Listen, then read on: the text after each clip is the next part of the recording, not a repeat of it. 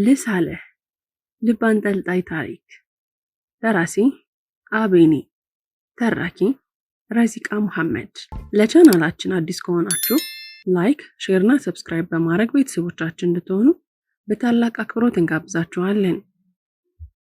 ልሳልህ አልኩት። ዝም ብሎ በተቀመጥኩበት ካፌ ወንበር ስቤ ከተቀመጥኩ በኋላ መቀመጤን እስካሁን አላየኝም ነበር። ከየት እንደመጣችሁ ራሱ የሚያውቅ አይመስለኝም። ቀና ብሎ አየኝ። ምንን እንዳየኝ አላውቅም። ለመመለስም ላለመመለስም የሚሆን ነገር ያጣ ይመስላል። አቤት አለ። አቤት አይባልም እሺ፣ ወይም ቢን የሚባለው። ልሳልህ ወይስ? ተስተካክሎ ለመቀመጥ ሞከረ። ምን እንደሚል እያሰበ ይመስላል። ክብ ፊቴ ላይ አፈጠጠብኝ። ለነገሩ እኔን ብቻ አይቶ ምንም አይገባውም። ጥልቅ ትመስላለች። የሆነች ሊያነቧት ቢጀምሩ የማታልቅ ነገር ይሉኛል። ብዙዎቹ የሚያምርና የማያምር አካሌን ለመቁጠር የሚያስችል ሁኔታ ላይ ያለ አይመስልም። የሴትን ውበት ለመለካት ቀርቶ ከሴት ጋር አይደለም ከሰው ጋር መነጋገር ራሱ አላሰኘውም። ምን ሊሰራ እዚህ ካፌ እንደገባ እንኳን የሚያውቅ አይመስለኝም። እረ ምን ያህል እንደቆየ ማወቁንም እንጃ። ፌቨን እባላለሁ አልኩት። እሺ አለ። አርሽ አይደለም የሚባለው፣ እኔ ደግሞ ገሌ እባላለሁ የሚባለው። ምንን ነው የምትዩ አለኝ። ማለቴ ለምንድን ነው የምትይኝ? አንዳች ነገር ስላየውብህ። ምን አይነት ነገር? እሱን እንኳን ከሳልከው በኋላ ባሳየህ ነው ደስ የሚለኝ። አሁን ትንሽ ነቃ ያለ ይመስላል። በካፌ ውስጥ የተከፈተው ሙዚቃ ይሰማል። ከኔ ላይ የሚስብ ነገር ያውም በአሁኑ ሁኔታ እያለ እየተገረመም ይመስላል። ተቀመጪ ሲል ተናገረ። ሳኩኝ ከልቤ። ሳቂም አላቆመም ነበር። ከተቀመጥኩ እኮ ቆየው። ባይሆን አንተ ተቀመጥ። ምን ነው የኔስ መቀመጥ አይታይሽም? መስሎህ ነው እንጂ አየር ላይ ነህ። አልታወቀህም። በሐሳብ ሩቅ ሄደሃል። ከቅድም ጀምሮ የተቀመጥክ መስሎህ ነው እንጂ አልተቀመጥክም። ያለ መስሎሃል እንጂ የለህም። ይህን እያልኩት አንዲት ጠይም ልጅ አስተናጋጅ ማኪያቶ ይዛ መጣችና ከፊት ለፊት ያስቀመጠችልኝ።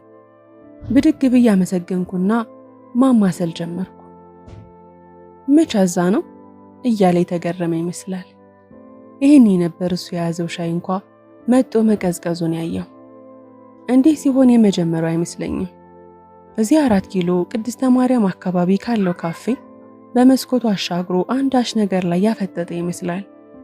ወጪውንም ወራጁንም ታክሲውንም ሁሉንም ያያል።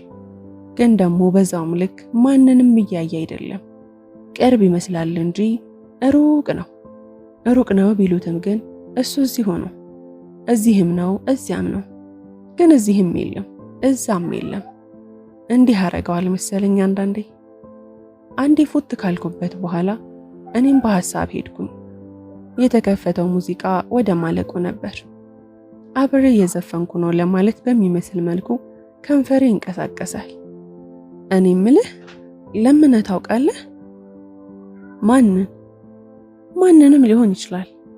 ፈጣሪህን፣ ወላጆችህን፣ ጓደኞችህንና የማታውቀውንም ሰው ቢሆን ወይም ራስህን። አዎ ራስህን። ራሴን ደግሞ ምን ብዬ ነው የምለምነው? እስኪ ብሮ 15 ብር አበድረኝ ብለህ ልበልህ ብዬ ፈገግ አልኩ። እሱም ፈገግ አለልኝ እያለ መሰለኝ። ለምሳሌ የሆነን ባህሪ እንዲተውልህ፣ የወደድካትን ልጅ እንዲያናግርልህ፣ ይቅርታ እንዲጠይቅ ወይም ሲጠይቅ ይቅር እንዲል አለ አይደል? ለምንህ አታውቅም? እኔ እንጃ። እንዴት እኔ እንጃ? ማንሽ ማለትማ አንቺ ማንሽ? እንዴት ከመሬት ተነስተሽ ስለ ይቅርታ ልታወሪኝ ቻልሽ? እንተዋወቃለን? ማን ይላክሽ? ምንድነሽ? ማንሽ? ፌቨን እባላለሁ አልኩህ እኮ። ሰዓሊ ነኝ፣ ወይም ለመሆን እየሞከርኩ ነው ቢባል ይሻላል።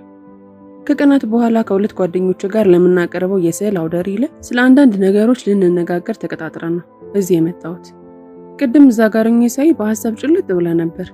እናም የሚያወራ የሚያጫውት የሚያስፈልግ መሰለኝና መጣ።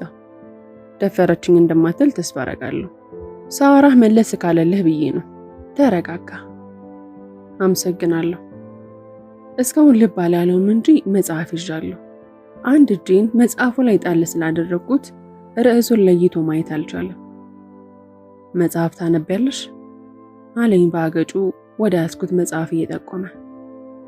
እንደዛ ነገር በአብዛኛው የውጭ መጽሐፍትን የማነበው፣ አልፎ አልፎ ደግሞ የሀገር ውስጥ፣ ግን ብዙም አይመቹኝም የእነዚህ ሀገሮቹ። ለምን? ሻይህን ሞቅ ያርጉልህ አልኩና ዘወር ብዬ የቀደሟን ጠይም አስተናጋጅ ጠራዋትና ሻዩን አሙቀሽ አምጪለት ብዬ ሰጠኋት። አረ ምን አይነት አይን አውጣ ናት እያልከኝ ነው አይደል? አረ በፍጹም። አሁን የበለጠ ለጨዋታ ነቃ እያለ ነው። ከደቂቃዎች በፊት ድብት ብሎት የነበረው ሰው እንዲህ ለወሬና ለጨዋታ መመቻቸቱ እኔ ራሱ ገርሞኛል። ምን ነበር ያልከኝ? ለምን የሀገር ውስጥ መጽሐፍ አይመችሽም? ተመሳሳይ ናቸው። የሚናገሩት አዲስ ነገር ብዙም የለም። አብዛኞቹ ወቃሽ ናቸው። በተለይ የኛን ትውልድ እነሱ ብቻ አዋቂ፣ እነሱ ብቻ ሀሳብ የሆኑ መታየት ይፈልጋሉ። መንቀፍ፣ መዝለፍ፣ ማጥላላት ይወዳሉ። ደግሞ እኮ እንዲህ እያጥላሉንም አነቡም እያሉ መልሰው ሊወቅሱን ይፈልጋሉ። ግን ይህንን ስለ ሁሉም በድፍን አይደለም። አንዳንዴ ሰዎች ሲጠቁሙኝ ወይም በራሴ ሲመቸኝ አነባለሁ። ያሽ መጽሐፍ አዲስ ነው? ይሄ ያው ወር አካባቢ ቢሆነው ነው። እጄን አነሳሁት። ለሱ ተዘቅዝቆ ቢቀመጥም ርዕሱን ግን ማየት ይችላል። ሽርፍራፊ ሳቆች ይችላል። የበለጠ ነቃ ሲል ታወቀ። አንብበኸዋል? ያላነበብኩትም። ማን የጻፈው? ታዋቂ ነው? ታዋቂ ያልሆነ ማን አለ ብለህ ነው? ጥያቄ ከብዙ ሰው አፍ ላይ በመዋል ከሆነ ግን አይመስለኝም። ለምሳሌ እኔ ከዚህ በፊት አላውቀውም። አሮን እጅጉ ይባላል። ታውቀዋለህ? አይመስለኝም። እናወደሽዋል? አሁን እኔ ላንብበው ብልሽ ትጋብዥኛለሽ? እውነት ለመናገር መጽሐፍ መጋበዝ አልወድም። ያ ሰው ምን ሊያስተምረኝ ፈልጋ ነው እያለ ሳይሆን ነፃ ሆኖ እንዲያነብ ነው የምፈልገው። ስለ መጽሐፉ ግን በእርግጥ ለመጨረስ ጥቂት ገጾች ቢቀሩኝም ለመጽሐፉ ግን ከ10 7 እሰጠዋለሁ። ለምን 3 ቀነሽበት? ፈገግ አልኩ። እሱም አለ ወይም ያለ መሰለኝ፣ እርግጠኛ አይደለሁም። ሻዩ ሞቅ ብሎ መጣ። አማሰለውና አንድ ፉት ብሎ አስቀመጠው። ምን ነው? አይ ከሰጠው 7 ይልቅ የተቀነሰችውና የጎደለችው 3ቷን ማየትህ ገርሞኝ ነው። እኛ ሰዎች ከሰፊው ነጠላ ይልቅ መሃል ላይ ያለች ጥቁር ነጥብ ሐሳባችንን ትወስድብናለች አይደል? እሺ ይቅርታ፣ ለምን 7 ሰጠሽ? ጎበስ፣ እንደዛ ነው የሚባለው። ይኸው ለአንዳንዶቹን እንደኔ እይታ ላስቀምጥልህ፣ ግን ስታነብ የሚጫንህ ከሆነ እንዲሁ ልተው። አይ ግድ የለም ቀጥይ። የቀረችኝን ማኪያቶ ጨለጥኳትና ቀጠልኩ። አንደኛ ታሪኩን ከመጽሐፉ በፊት በደንብ ገብቶታል፣ አውቆታል። ስንቶቹ መሰሉ አሪፍ ታሪክ አንስተው ግን ሳይገባቸው ለመናገር ይቸኩሉና የሚያበላሹት። የልብህን አላደርስ የሚሉ እዚህ መጽሐፍ ላይ ግን ያ ችግር የለበትም። ሁለተኛ ገጸ ባህሪያቱ የቀረቡት መንገድ ያለ ስራ የገባ አንድም ገጸ ባህሪ አላገኙም። በዛ ላይ ቅርብ ናቸው። የምትዳስሳቸው የምታወራቸው ያህል ይሰማሃል። ሶስተኛና በጣም የወደድኩለት ደግሞ አይጫንህም። ሊያሳምንህ፣ ሊያስገድድህ እኔ ያየሁትን እዩ፣ እኔ የሰማሁትን ስሙ ሊልም አይሞክርም። በቃ እየነገረ ነው አለ አይደል? መጽሐፍ የፈለገውን ነው የጻፈው። እየተነፈሰበት ነው። እየተናገረ ግን አስገድዶ አይደለም የሚነግርህ። ይሄን ባወቁልኝ ወይም ይሄንን ባመኑልኝ ሳይል እንዲሁ ነው የጻፈው። አራተኛ ነፃ ነው፣ አይገድብም። እንደፈለገ እንድታስብ ይተውሃል። አንድ ሐሳብ አንስቶ መንገዱን አሳይቶ ሸኝቶ ይመለሳል እንጂ እስከ መጨረሻው ወስዶ አይዘጋብህም። እና አገሌን ጥፋተኛ ነው ወይንም ልክ ነው ብሎም አይደመድምብህም። ፍርዱ የራስህ ነው። አምስተኛ አነጋገሩና ቋንቋው ይገርማል። ቀላል ይመስላል ግን በሳል ነው። ሌላው ደግሞ ገና ለገና ወረቀቱን አገኘው ብሎ ያንንም አልጻፈበትም። መናገር የፈለገውን ውስጥ የተሰማውን ብቻ ነው የጻፈው። ድንገት ታሪኩ ቁርጥ ቢልብህ መናገር የፈለገውን ጨርሷል ማለት ነው። አሉልህ እንጂ አንዳንዶቹ ገና ለገና አገኘን ብለው ወረቀቱ የጠላት ይመስል ማህበራዊያንን ነክተው ሳይጨርሱ እዛው ላይ ኢኮኖሚስት ይሆኑልሃል። የኢኮኖሚውን ጉዳይ ደግሞ ዳር ሳያደርሱ የጋብቻ አማካሪ ይሆናሉ። አሮን ግን የተነሳበትን ዓላማ ብቻ ነው የጻፈው። ለራሱ ነፃ ሆኖ ለሌላውም ነፃነት የሚሰጥ ሰው ደስ ይለኛል ብዬ ጸጥ አልኩ። ይህን ያህል ከወደድሽው ታዲያ ምን አሳንሶ ነው? 3 ያጎደልሽበት ልትለኝ ነዋ? እንደዛ ነገር። ከበፊቱ የበለጠ ነቃ እያለ ነው። ለረጅም ጊዜ ያህል የምንተዋወቅ እየመሰለኝ ነው። ካፌ ውስጥ የተከፈተውን ሙዚቃ በግማሽ ልቤ ሰማሁት። መልኩን እንጂ ስሙን የማላቀው ዘፋኝ እየዘፈነ ነበር። ሊሆን የማይችል ድንገት ይሆናል ጨበጥኩት ያልኩት ከጉም ይበናል። የገባኝ እንዳልገባኝ ያልገባኝ እንደገባኝ ገና አሁን ገባኝ። ሙሉ ሐሳቤን ሰብስቦ ሊያዳምጠኝ ተሰናዳ። ትንሽ ሐሳብ አድርጌ ብዬ ልቀጥል ስል ስልክ የጠራና አነሳሁት። ወይዬ ሜሪዬ። አዎ እዛው ነኝ። የምርሽን ነው?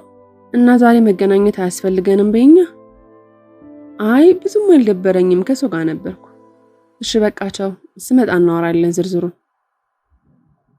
ስልኩን ከዘጋው በኋላ የመጣሁበት ቀጠሮ ተሰረዘ፣ በቃ ልሄድ። ውስጡን ክፍት እንዳለው አንዳች ነገር ይሹካለኝ። ወዴት አለ። ወደ ካዛንችስ። ቢያንስ የጀመርሽልኝን ሳጨርሽ። እንዴ እሱንም አጨርስልሃለሁ፣ ባይሆን የማኪያቶ ትችለኛለህ። እሱ እንደ ጸባይሽ ነው አለኝና ፈገግ አለ። አሁን የምሩን ነው ታውቁኛል፣ ፈገግ እንዳለ። እሺ ምን ላይ ነበር? ከመጽሐፉ ያልተመቸሽ ልትነግሪኝ ነበር። ርዕሱ አለኝ ገርሞት። አዎ ምን ነው? ለምን ገረመ? ለኔ ርዕሱ ከውስጡ ሐሳብ በላይ ይጮሃል። በዛ ላይ ውስጥ ያለውን ታሪክ በደንብ የገለጸልኝ ሆኖ አላገኘሁትም። ብቻ አልሳበኝም። የሽፋን ስዕሉም በቂ ሆኖ አልታየኝም። በእርግጥ እዚህም እዚያ የሚወዳደቁ ጥርሶች አሉ እና ደግሞ መልኳ በደንብ የማትለይ የደበዘዘች ግን ጎልታ እንድትታይ የተፈለገች ሴት። እኔ ግን ከዚህም በላይ መሆን ይችል ነበር ብዬ አስባለሁ። ሌላው ደግሞ ሴትን የሳለበት መንገድ አልተመቸኝም።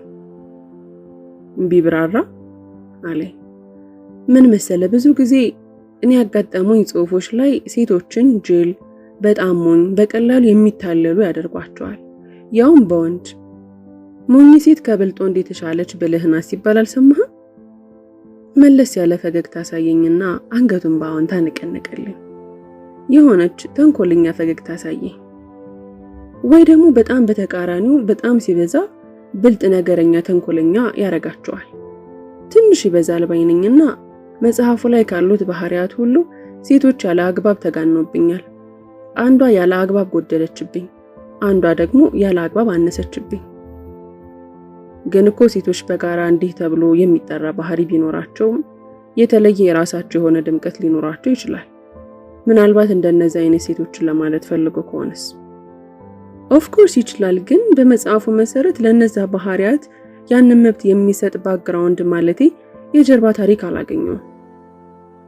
ፋታ ከወሰድኩኝ በኋላ እና ደግሞ አድራሻውን አላስቀመጠም። ምናልባት የሰው አስተያየት መስማት የማይወድ ግትር ይሆን ብያለሁ። ጉራ ሊሆን ይችላል የሚል ግምትም አለኝ። እንዳልኩ ለመጨረስ ጥቂት ገጾች ይቀሩኛል። በአጨራረሱ ያሳፍረኛል ብዬ አልጠብቅም። በአጭሩ ብታነባው አትጎዳም አልኩት። ንግግሬን ስጨርስ ሙዚቃውም ወደ ማለቁ ነበር። ወዴት ነው? በቃ እንውጣ ማለቴ ልውጣ። ይቅርታ ግን ከረበሽኩ። ችግር አለብኝ። ሰው ከቀረብኩኝ እንዲህ ነኝ። የሆነ ርዕስ ካነሳህልኝ የማውቀው ከሆነ መሽቶ እስኪነጋ ላወራህ እችል ይሆናል። እንዲህ ስል ግን መስማት አልወድም ማለት አይደለም። እንደውም ከመናገር ማዳመጥን አስቀድማለሁ። ሳይህ የሚያወራ ሰው የሚያስፈልገ መስሎ ስለተሰማኝ ነበር የቀረብኩ። አሁን ግን ልሄድ ነው። ግን በጣም ይቅርታ። እንደዛ ያስከፋህን ነገር ሳልጠይቅ ልሄድ ነው። ስዕሉስ? እሱማ ብዬ ሳቃልኩና አንዲት ግማሽ ሉክ ወረቀት ከመጽሐፍ ውስጥ አውጥቼ አቀበልኩት። አየሁ።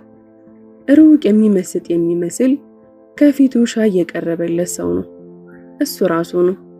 ሩቅ ተቀምጣ የሳለችኝ መሆኑ ነው አለ ለራሱ። እውነት ለመናገር ስልኬ ላይ ካሉት አብዛኞቹ ፎቶዎች ይሄ ያምራል አለኝ። ሳኩለት። ስንት ልክፈል? እስከ ታክሲው ሸኘኝ። አልተወደደም? በድጋሚ ሳኩለት። ሳቄ ግን ቀስ በቀስ ሞቀው ልበል። እሺ ወዴት ነሽ? ኦ ለካ ካዛንቺስ ብለሽኛል። አንተ ወዴት ነህ? እኔ እንኳን እዚሁ 5 ኪሎ ነኝ። በእግሬ ወክ እያደረኩ ነው የምሄደው። ከፈለና ወጣን። ትንሽ ወደ ታች ወረድንና መንገዱን ተሻገርን። ለማንኛውም መጽሐፉን ላውስህና አንብበው። ያችን ተንኮለኛ ፈገግታውን ፈገግ አለ። እንዴ አንቺ ሳትጨርሺው? ችግር የለውም ከጓደኛዬ ተቀብዬ ጨርሰዋለሁ። እዚህ ካፌ ቁጭ ብዬ አነባዋለሁ ብዬ አስቤ ነበር። እድሜ ላንተ ስታስለፈልፈኝ ዋልክ።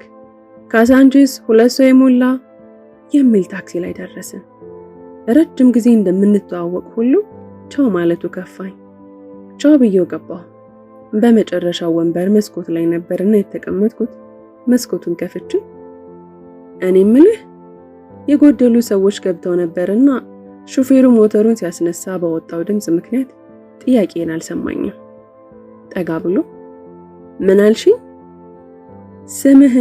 ስምህን እኮ አልነገርከኝም።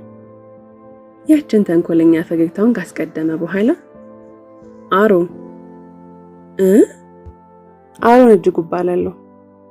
ፊቴ ላይ የመደነቅ ይሁን የመደናገጥ፣ የመናደድ ይሁን የማፈር ስሜት እንዳስተናገድኩኝ የመታዘብ ዕድል ሳይሰጠው ታክሲው መንቀሳቀስ ጀመረ።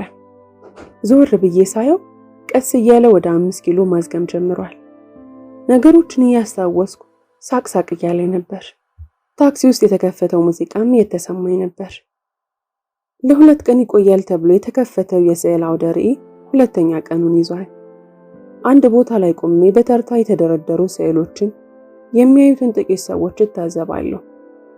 ይህን ነበር ከኋላዬ። የኔን ምስል ብፈልገው አጣሁት። ምን ነው ለአውደ ርዕይ አይነት አይመጥንም የሚል ድምጽ የሰማሁት። ልቤ ምቷ ሲጨምር ታወቀኝ። ፈጣሪ ሆይ እሱ ራሱ ነው። ቀስ ብዬ ዞርኩኝ። የማይታመን ራሱ ነው። ራሱ አሮን እጅጉ። እጁን ለሰላምታ ዘረጋልኝ። ሰላም ተባባልን። አንዳንድ ነገሮችን እያወራን ቆየን። ንግግሮቼ ሁሉ የተጠኑ እየመሰሉብኝ ተጨነኩ። ትንሽ ለማየት ሞክሬ ነበር። አሁን ደግሞ በአንቺ መሪነት ባያቸው ደስ ይለኛል አለኝ። አብረን ማየት ጀመርን። ጥቂቶቹን እንዳየን ጓደኛዬ ወደ እኔ ስትቀርብ አየኋት። ታዋቂው እሱ ነው። እሱ አለችኝ በዓይኗ ጭምር እየጠየቀች። አዎ አሮን ይባላል። ኦኬ ሰላም አሮን፣ ማዛ እባላለሁ። ስለተዋወቅን ደስ ብሎኛል። ጣልቃ ገባውና አሮን ብቻ አይደለም አሮን እጅጉ ነው። ኦ በእውነት ስላገኘው በጣም ደስ ብሎኛል ብላ የመደነቅና ለኔም የማድነቅ ፊት አሳይታን መልካም ጊዜ ብላን አለፈች። ስዕሎችን የተዘዋወርን በምናይበት ሰዓት በድንገት አንዱ ስዕል ላይ አፍጥጦ ቀረ። ካጠገቡ ቆምኩ። ዋው በጣም ነው የወደድኩት። የእውነት እንደዚህ አይነት ቀልቤን የገዛ ስራ አይቼ አላውቅም። እባክሽ ልግዛው። እንዴ ይህንን ያህል ምኑን ይሳበ? ጎልቶ የሚታይ ነገር እኮ የለውም። ሐሳቡን ለመስማት እንጂ ስራውን ማጣጣል አልነበረም። ትቀልጃለሽ ልበል? እኔስ እሱን አይደል እንደወደድኩት። እርካታውን ረጋ ያለ ነው። ከጫፍ እስከ ጫፍ እኩል ነው። ጩኸቱም ዝምታውም እኩል ነው። የደመቀውም የፈዘዘው የትኛውም ቦታ ላይ ተለያይቶ ልታይ የሚል ፉክክር ውስጥ አልገባም። ስታዩ እረፍትና የልብ ሰላም ይሰጥሻል ብሎ ትንሽ ጸጥ ካለ በኋላ የምር ገዛዋለሁ አለ ለራሱ በሚመስል አነጋገር። በዚህ ጊዜ ሌላኛው ጓደኛዬ ሜሪ መጣችና ከሷ ጋርም አስተዋወቅኩት።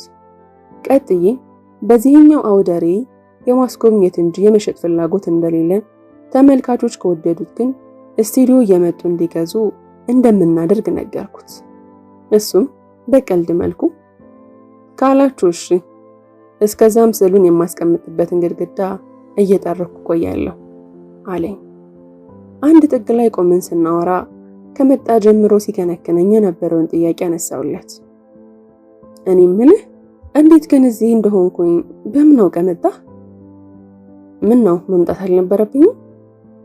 አይ እንደዛ ለማለት ሳይሆን እንደማፈር አደረገኝ። ባልጠይቀው ኖሮ አልፎ አልፎ ብቻ ብልጭ የሚያረጋትን ፈገግታውን አሳየኝና የዛን ቀን ስልክ እንኳን ሳንለዋወጥ ስለቀረን ዳግመኛ ያላገኛት ይሁን እያልኩኝ ሳስብ ነበረ። ግን እንዳነበው የሰጠሽኝ መጽሐፍ ውስጥ በመሃል ፈገግ እያለ 2 የመግቢያ ካርዶችን አገኙ። ከዛም ስለ አንድ አውደ ርዕይ እንዳነሳሽልኝ ትዝ አለኝ። ስለዚህ የት እንደሆንሽ አወቅኩ ማለት ነው።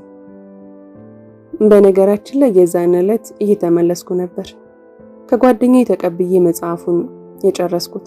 እናም ባደራርሱ ስላላሳፈርከኝ አመሰግናለሁ አልኩት። ፈገግ ብሎ ምስጋናዬን ተቀበለ። ሲስቅ ፂም አልባ ፊቱ ላይ የምትወጣው ዲምፕል ታምራለች። ቁመቱ ረጅም አጭርም የሚባል አይነት አይደለም፣ ከኔ በጥቂቱ ረዘም ይላል። ውፍረቱ ከቁመቱ ጋር በተመጣጠነ በሚመስል መልኩ ነው ያለው። ፊቱ ላይ እንደውም ለምልክት ያህል እንጂ ይሄ ነው የሚባል ፂም የለውም።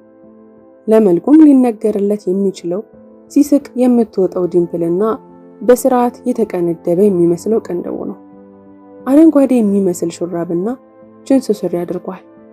በእጁም ቀለል ያለች ማስታወሻ ደብተር ይዟል። ቅዳሜ ከ6 እስከ 8 ሰዓት የሚተላለፍ የሬዲዮ ፕሮግራም አዘጋጅ እንደሆነም ነግሮኛል።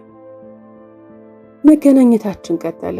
መቀጣጠር፣ መገናኘት፣ ስለተለያዩ ርዕሶች ማውራት፣ መከራከር፣ መሳቅ፣ መተከዝና የጋራ ግብራችን ሆነ። በቃ ጓደኛሞች ሆነን። አንድ ቀን አንድ መናፈሻ መሳይ ቦታ እዛ ቁጭ ብለን ስናወራ እስኪ ዛሬ ስለ ፍቅር አውረን አልኩት። ስለ ፍቅር ምን? የፈለከውን። ለምሳሌ ለአንተ እንዴት ይገለጻል? ግን በመጀመሪያ እንድትመልስልኝ የምፈልገው ለመሆኑ የምራል እሱ ነገር? በፈጣሪ መኖር ታምኛለሽ አይደል? እሱ በፈጠራቸው ድንቅ ነገሮች ሁሉ ታምኛለሽ ታደንቂያለሽም አይደል? ሲመስለኝ ፈጣሪ ራሱ ከሰጠን ነገሮች በጣም የሚወደው ፍቅር የሚባለውን ነገር ይመስለኛል። ለምን ካልሽኝ በጣም ንጹህ ስለሆነ ነው። ለኔ እስካሁን ፍቅር የለም ለማለት የሚያስደፍር አጋጣሚ አላጋጠመኝም። ለነገሩ አለ ለማለትም በቂ አይደለሁም፣ ግን አምላክ እስካለ ድረስ ፍቅር የማይኖርበት ምክንያት አይታየኝም። እንዴት ትገልጸዋለህ ላልሽው፣ ፍቅር የሆነ ግራ የሚያጋባ ነገር ነው። የማይገባ ግን ደግሞ ደስ የሚል፣ እያሳመመሽም የሚያስቅሽ፣ እያደከመሽም የሚያበረታሽ ነገር። በአጭሩ አንድን ከራስሽ ውጪ የሆነን አካል የሆነ ዋጋ መስጠት ነው ብዬ አስባለሁ። ቤተሰብሽ፣ ሀገርሽ፣ ጓደኞችሽ። አይ እንደሱማ ካረግነው ይሰፋብናል። እስኪ ስለ አፍቃሪና ተፈቃሪ አውራኝ። ግን ቆይ እስኪ ላንተ ከመውደድና ከመወደድ ከማፍቀርና ከመፈቀር የቱ ይበልጥብሃል? ማንም ሰው ይወዳል፣ ግድ ነው። መውደድ ደስ ይላል። ስትወጂ ከነፍስሽ ይሆንና መኖር ትጀምሪያለሽ። ለሌላ ማሰብን ትጀምሪያለሽ። መጨነቅ ታበዣለሽ። እንደኔ መውደድ ስትጀምሪ ነው ነፍስሽን የምታገኛት። መጀመሪያ ያወቅሻቸውን እናትና አባትሽን ትወጃለሽ። ከዛ ፈጣሪሽን፣ ከዛ ጓደኞችሽን፣ ስራሽን። ስትወደጂ ደግሞ ሌላ ነገር ነው። አንቺ ብቻ ለሰው ልሞት አትይም፣ ላንቺም ልሞትልሽ የሚላለሽ። አንቺ ብቻ ሳትሆኚ በአንቺ ምክንያት ነፍስ የምትረካ ሰው አለሽ። አንቺን ማሰብ መናፈቅ እንቅልፉን የሚያሳጣው ምግብ የሚያስበላው ሰው አለሽ። ከሌላው ሁሉ መርጦ አንቺን የሚል አንዳች ስሜት ይጭርበታል። ከዚህ በላይ መታደል ያለ አይመስለኝም። መፈቀር ሁሉም ሊያገኘው የማይችል ጸጋ ነው። ደስ ይላል የምር። በእናትህ ቀጥል። እስኪ የምንኖርበትን ምክንያት ከማየት እንጀምር። ለምንድን ነው ለማን ነው የምኖረው ብለን ስንጠይቅ የምናገኘው ምላሽ ምንድን ነው? ለሆነ ሰው አይደል? ለምንወደው፣ ለምናስብለት፣ ለምናፈቅረው፣ የኛ መኖር ግድ ለሚሰጠው፣ ለሚያስደስተው፣ የሚፈልገን፣ ለምናስፈልገው። መውደድ በቃ ራስሽን አሳልፈሽ ለወደድሽው ሰው መስጠት ነው ብዬ አስባለሁ። በነገራችን ላይ ራስን አሳልፎ መስጠት ያንን ስልሽ መሞት ማለት አይደለም። ዋጋ እንደምትሰጩ ማሳየት ማለት ነው። በተለያየ መንገድ ለምሳሌ ብዙ ጊዜሽን ከዛ ሰው ጋር ማሳለፍ። መቼም ከማትፈልጊው ሰው ጋር 1 ደቂቃ እንኳን ብትሆን ማሳለፍ ይከብድሻል። ከአንዳንዶቹ ጋር ደግሞ የፈለግሽውን ያህል ጊዜ አብረሻቸው ብታሳልፊ እንኳን ውስጥሽን የሚሰማሽ አንዳች ደስ የሚል ስሜት ነው። እሱን ስሜት ነው ለኔ መውደድ የምለው። ፍቅር ሲሆን ግን መስዋዕትነቱም ስሜቱም የበለጠ ከፍ ይላል። አላይደል በጣም መውደድሽ ይበዛና ስስት ያስጀምርሻል። ሌላ ባያየው ትመኛለሽ። ከሌላ ጋር ባያወራ ታያለሽ። ከሌላ ጋር ባይሳሳቅ ባይጫወት ትመኛለሽ። ብቻሽን ከዚህ ሰው ጋር ብትጠፊ ከዚች ዓለም ላይ አንድም የሚጎልብሽ ነገር እንደሌለ ይሰማሻል። የሁሉ ነገርሽ መለኪያስ ይሆናል። ፍቅር ውስጥ ሁሉም ነገሮች ከተፈቃሪው በታች ይሆናሉ። ሀገር ከእሱ አንጻር ተራ አፈር ትሆንብሻለች። ቤተሰቦችሽ ከእሱ አንጻር ምንም ስሜት የማይሰጡ የግለሰቦች ጥርቅም ይሆኑብሻል። ምግብና እንቅልፍ ላንቺ ቅንጦት ይመስሉሻል። ጎደለኝ የምትይውን ነገር ሁሉ በዚህ ሰው ትሸፍኛለሽ። ፍቅር ሙሉነት ነው። በተፋቀሩ ሰዎች መሃል ክፍት ቦታ አይኖርም። ፍቅር የማያልፈው መሰናክል፣ የማይዘለው ዝላይ፣ የማይስተው ጦር አይኖርም። ጣፋጭ ነው፣ ይስባል፣ ያጓጓል፣ ግን ደግሞ በዛውም ልክ ያማል። የፍቅር ህመም ግን ከሌሎች የሚለይ ህመሙ ራሱ መፈቀሩ ነው። መናፈቁ ህመም፣ ተቀጣጥሮ መጠበቁ ህመም፣ ቻው ተባብሎ መለያየቱ ህመም ግን ያለዚያ ህመሞች ፍቅር ምንም ነው። ምንም። የምታፈቅሪውን ሰው ስትናፍቂው ነው የበለጠ ምን ያህል እንደምትወጁ የሚገባሽ። ከዛ በኋላ ህልምሽን ማጋራት ትጀምሪያለሽ። ምንም የምትሰስችው ነገር አይኖርሽም ለዛ ሰው። ጊዜሽን፣ ገንዘብሽን፣ ሐሳብሽን፣ ፍቅርሽን፣ አካልሽን፣ ምንም ነገርሽን ከዛ ሰው መደበቅ አይሆንልሽም። ያ ተፈቃሪ እጅ ወደ ላስ ብሎሻልና ምንሽንም ቢሆን ከዛ ቁጥጥር ማራቅ አትችይም። እጅ ወደ ላይ የተባልሽበት መሳሪያው ፍቅር ስለሆነ። እስኪ እንደውም በዛውም ስለ ፍቅር ህይወት አጫውተን። ነግረኝ እኮ አታውቅም። ሁኔታው ግን ቅይር አለ። ደህና የነበረው ፊቱ ባንዴው ጠወለገ።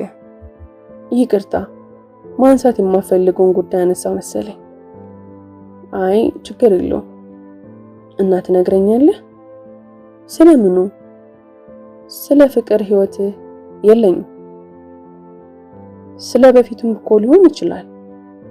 ጮክ ብሎ አቋረጠኝና የበፊቱ አይደለችም። የበፊቷ የድሮዋ ሲሉብኝ አልወድም። ደነገጥኩ። ለረጅም ደቂቃ ዝም ተባባለን። ምን ብዬ ጨዋታ መቀየር እንዳለብኝ እያሰብኩ ያለ መናገር ጀመረ። ከልጅነታችን ጀምሮ በሚያስብል መልኩ አብረን ያደግነው። ሁሌም ትምህርት ቤት የሚሄደው የምመለሰውም ከሷ ጋር ነበር። ቤት አስገብቻት ነበር መንገዴን የምቀጥለው። ቤታቸውም ቢሆን ለኔ እንግዳ አልነበረም። ገብቼ ይጫወት ነበር። ወላጆቿም ቢሆኑ ይወዱኝ ነበር። ለረጅም ዓመት እንደ እህቴ ነበር የማያት። 9ኛ ክፍል አካባቢ ስንደርስ ግን የተለየ ስሜት ይሰማኝ ጀመር። በእህትነት አይን ብቻ ማየትን አልችላልኩም። ይባስ ብሎ ደግሞ እሷ ላይ ሙሉ ውበትን ደፋባት። አይኗን ማየት ከእሳት በላይ የሚያቃጥል ጨረር ሆኖ ልቤን ያረዳው ጀመር። ከጎኗ ሁኜ እያደገች እያማረች እየተዋበችና እየፈካች ስትሄድ መታዘብ ስራዬ ሆነ።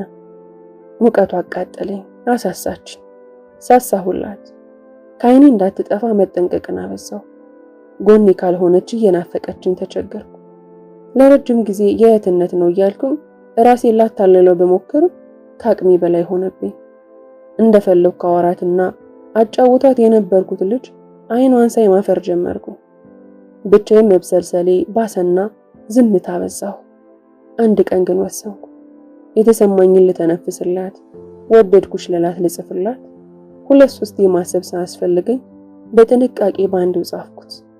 ነገር ግን ሌላ ስጋት ደርሶ ተደቀነብኝ። ስነግራት አልፈልግም። ከዚህ በኋላ አታቀኝም አላቀህም ብትለኝስ?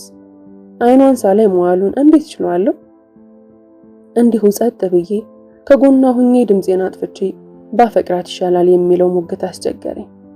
ነገር ግን እኔ አፈኘው በጭንቀት ከምፈነዳ የመጣ ይምጣ ብዬ ልገላገላ ወሰንኩ።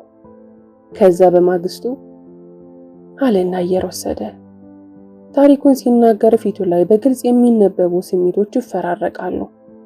ሁኔታው አጠገቡ ላለሁት ለኔ ሳይሆን ለአምላኩ ወይንም ለራሱ የሚተርክ ይመስላል።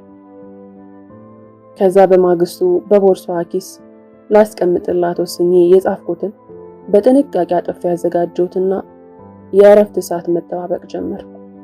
ልክ እረፍት ስንወጣ አብሬያት ትንሽ ቆየሁና ቆይ መጣሁ ብያት ወደ ክፍል ተመለስኩ። የቦርሳዋን ትንሹን ክፍል ከፍቼ የጻፍኩትን ላስቀምጥ ስል በተመሳሳይ መልኩ የታጠፈ ወረቀት ተቀምጦ አገኘሁ። እህቴ ዱብ አለ። አልቅስ አልቅስ አሰኘ። የተቀደምኩ እንደሆነም ተሰማኝ።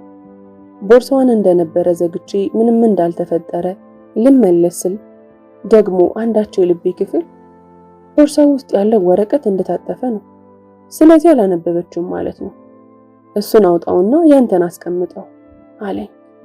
ይህኛው ሐሳቤን ማሸነፈና ቦርሳዋ ውስጥ ያገኘሁትን ወረቀት አውጥቼ በኪሴ ይዤ የኔን ወረቀት ቦርሳው ውስጥ አርጌ እየሮጥኩኝ ወደሷ ተመለስኩ። እስካሁን ስሟን አልነገርኩሽም አይደል? ሪታ ትባላለች። አይሷ ቆንጆ ነበረች። ቆንጆ የሚለው ከበቃት ክብ ፊቷ ላይ ፈጣሪ ጥበቤን እዩልኝ ያለ ያስቀምጣቸው የሚመስሉ አይኖቿ፣ ከንፈሯ፣ ቀጥ ያለው አፍንጫዋ፣ ብቻ ምን ልበልሽ በቃ ልክም ያለች ቆንጆ። እና የዛን ቀን ያንን ወረቀት በእጅ ካስገባው በኋላ ቀኑን ሙሉ ሳስበው የነበረው ቤት ገብቼ ማን አባቱ ሊነጥቀኝ እንደነበረ አውቄ ለዚሁ ሐሳብ እንዴት አድርጌ ልኩን እንደማሳየው ነበር። የቀኑ ትምህርት ሲያልቅ እንደተለመደው ቤት ካደረስኳት በኋላ ወደ ቤት ወጥኩኝ። ወረቀቱን ለማየት ቸኩያለሁ። መኝታ ቤት ገብቼ ቦርሳዬን ወዲያ ወርውሬ ልብሴን እንኳን ሳልቀይር ወረቀቱን አውጥቼ ማንበብ ጀመርኩ። ልክ ከፍቼ ማንበብ ስጀምር ፈጽሞ ያልጠበቅኩት ነገር ተፈጠረ። የራሴን ያህል የማቀው የእጅ ጽሑፍ፣ የራሴን ያህል የማቀው የፊደል አጣጣል ከዓይኔ ገጠመ። ልቤ ምቷ ሲፈጥን ይታወቀኛል። ላምን አልቻልኩም። አሁኑኑ ብረር ብረር ክነፍ ክነፍ አሰኘኝ አለና ጸጥ አለ። ይሄ ሰውዬ በጉጉት ሊገለኝ ነው እንዴ? ድምፄን ሳላሰማ ለመከታተል ብሞክርም አሁን ግን ቀጥል እንጂ ልለው ምንም አልቀረኝም። እሱ ግን እየተረከልኝ እንኳን ወደ ሰዓቱ ስሜት እንደተመለሰ አይነት ሲያደርገው እያየው ነበር። ልቤ ስታዝንለት ሰማሁትና እረፊ፣ ቆይ አሁን ጊዜው አይደለም ብዬ ገሰጽኳት። እሱም ቀጠለ። የማንን ጽሑፍ እንዳገኘው ታውቂያለሽ? የራሷን የሪታን ለእኔ ያዘጋጀችውን ልትሰጠኝ ሳይሆን አለ አይደል ውስጧ የተነፈሰችበት። ለምን አሮን አይወደኝም? ለምን ፍቅረኛው እንደሆነ አይጠይቀኝም? ምን ያንሰኛል? ምን አለ እኔ ወንድ እሱ ሴት በሆነና በጠየቅኩት። አብሬው ማደጌ እንደ እህቱ እንዲያኝ አድርጎት ከሆነ አብሮ ማደግን እሳት ይብላው። ወንድምነት ምን ነው ባልተፈጠረ፣ ምን ነው ከበፊት ጀምሮ ባላወቀኝ ኖሮ አይነት ነገሮችን ጽፋበት ነበር። ላምን አልቻልኩም። ልቤ በአፌ ልትወጣ ምንም አልቀራትም። እኔ ልሳቀቅልሽ የኔ ውድ፣ ብዘገይ መጣውልሽ የኔ አበባ፣ ቆይቼብሽ ሐሳብ ውስጥ ጣልኩሽ አይደል? ይቅርበኝ የኔ ፀሐይ፣ የልብሽ አጥር ረዝሞብኝ ይቸገር ይሆናል ብዬ ፈርቼ እንጂ እኔማ በዓለሜ በልቤ በግዛቴ ካነገስኩሽ ከረም እያልኩኝ ቀባጠርኩ። መቼም እንደዛች ሌት የረዘመ ሌሊት አምላክም መፍጠሩን እንጃ። ብገላበጥ አልነጋልሃለኝ። ጀንበር ወጣ እስኪሄድ አቅበጠበጠኝ። መቼም መሽቶ አይቀርም ነጋልኝና ትምህርት ቤት ሄድኩኝ። አልፎ አልፎ ብቻ እንደማደርገው በሷ ቤት ሳልፍ ቀጥታ ወደ ትምህርት ቤት ሄድኩኝና ገና ስገባ ቀድማኝ ደርሳ አየኋት። ከስከዛሬው የበለጠ ውብ ሆና ታየችኝ። ልውጣ አልውጣ የሚል ውዝግብ ውስጥ ካለችው የማለዳ ጀንበር ይልቅ የኔዋ ሪታ ጎላችብኝ። ኦ አምላኬ፣ ምን አይነት ፀሐይ ነው ያወጣህልኝ እል ጀመር።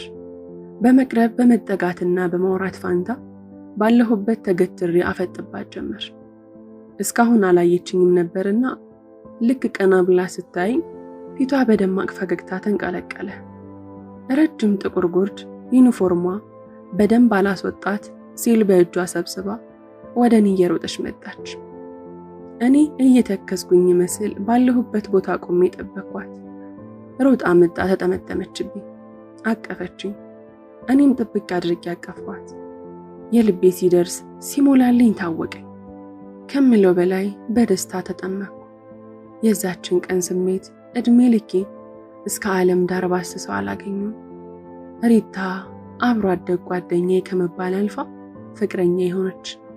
ከዛ በኋላ ምን ያህል ደሳስ የሚሉ 3 ዓመትን አሳልፈናል መሰልሽ። አቤት ጊዜ እንዴት ይሮጣል! 13 ዓመት ሆኖ ማለት ነው። እና ብሎ ቀና አለና ባንዴው ደንገጥ ብሎ ምን ነው አለኝ። ምን ነው ፊቴ ምን ሆነ?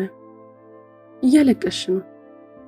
እውነት ለመናገርም ባንደፈሰሰኝ አልታወቀኝም ነበር። ይቅርታ አለኝ። ችግር የለውም፣ ኧረ በል ቀጥል። አይ ለዛሬ በቃ አለ ከነበረበት የተወጣጠረ ስሜቱ ለመላቀቅ በሚመስል መልኩ ከተንጠራራ በኋላ።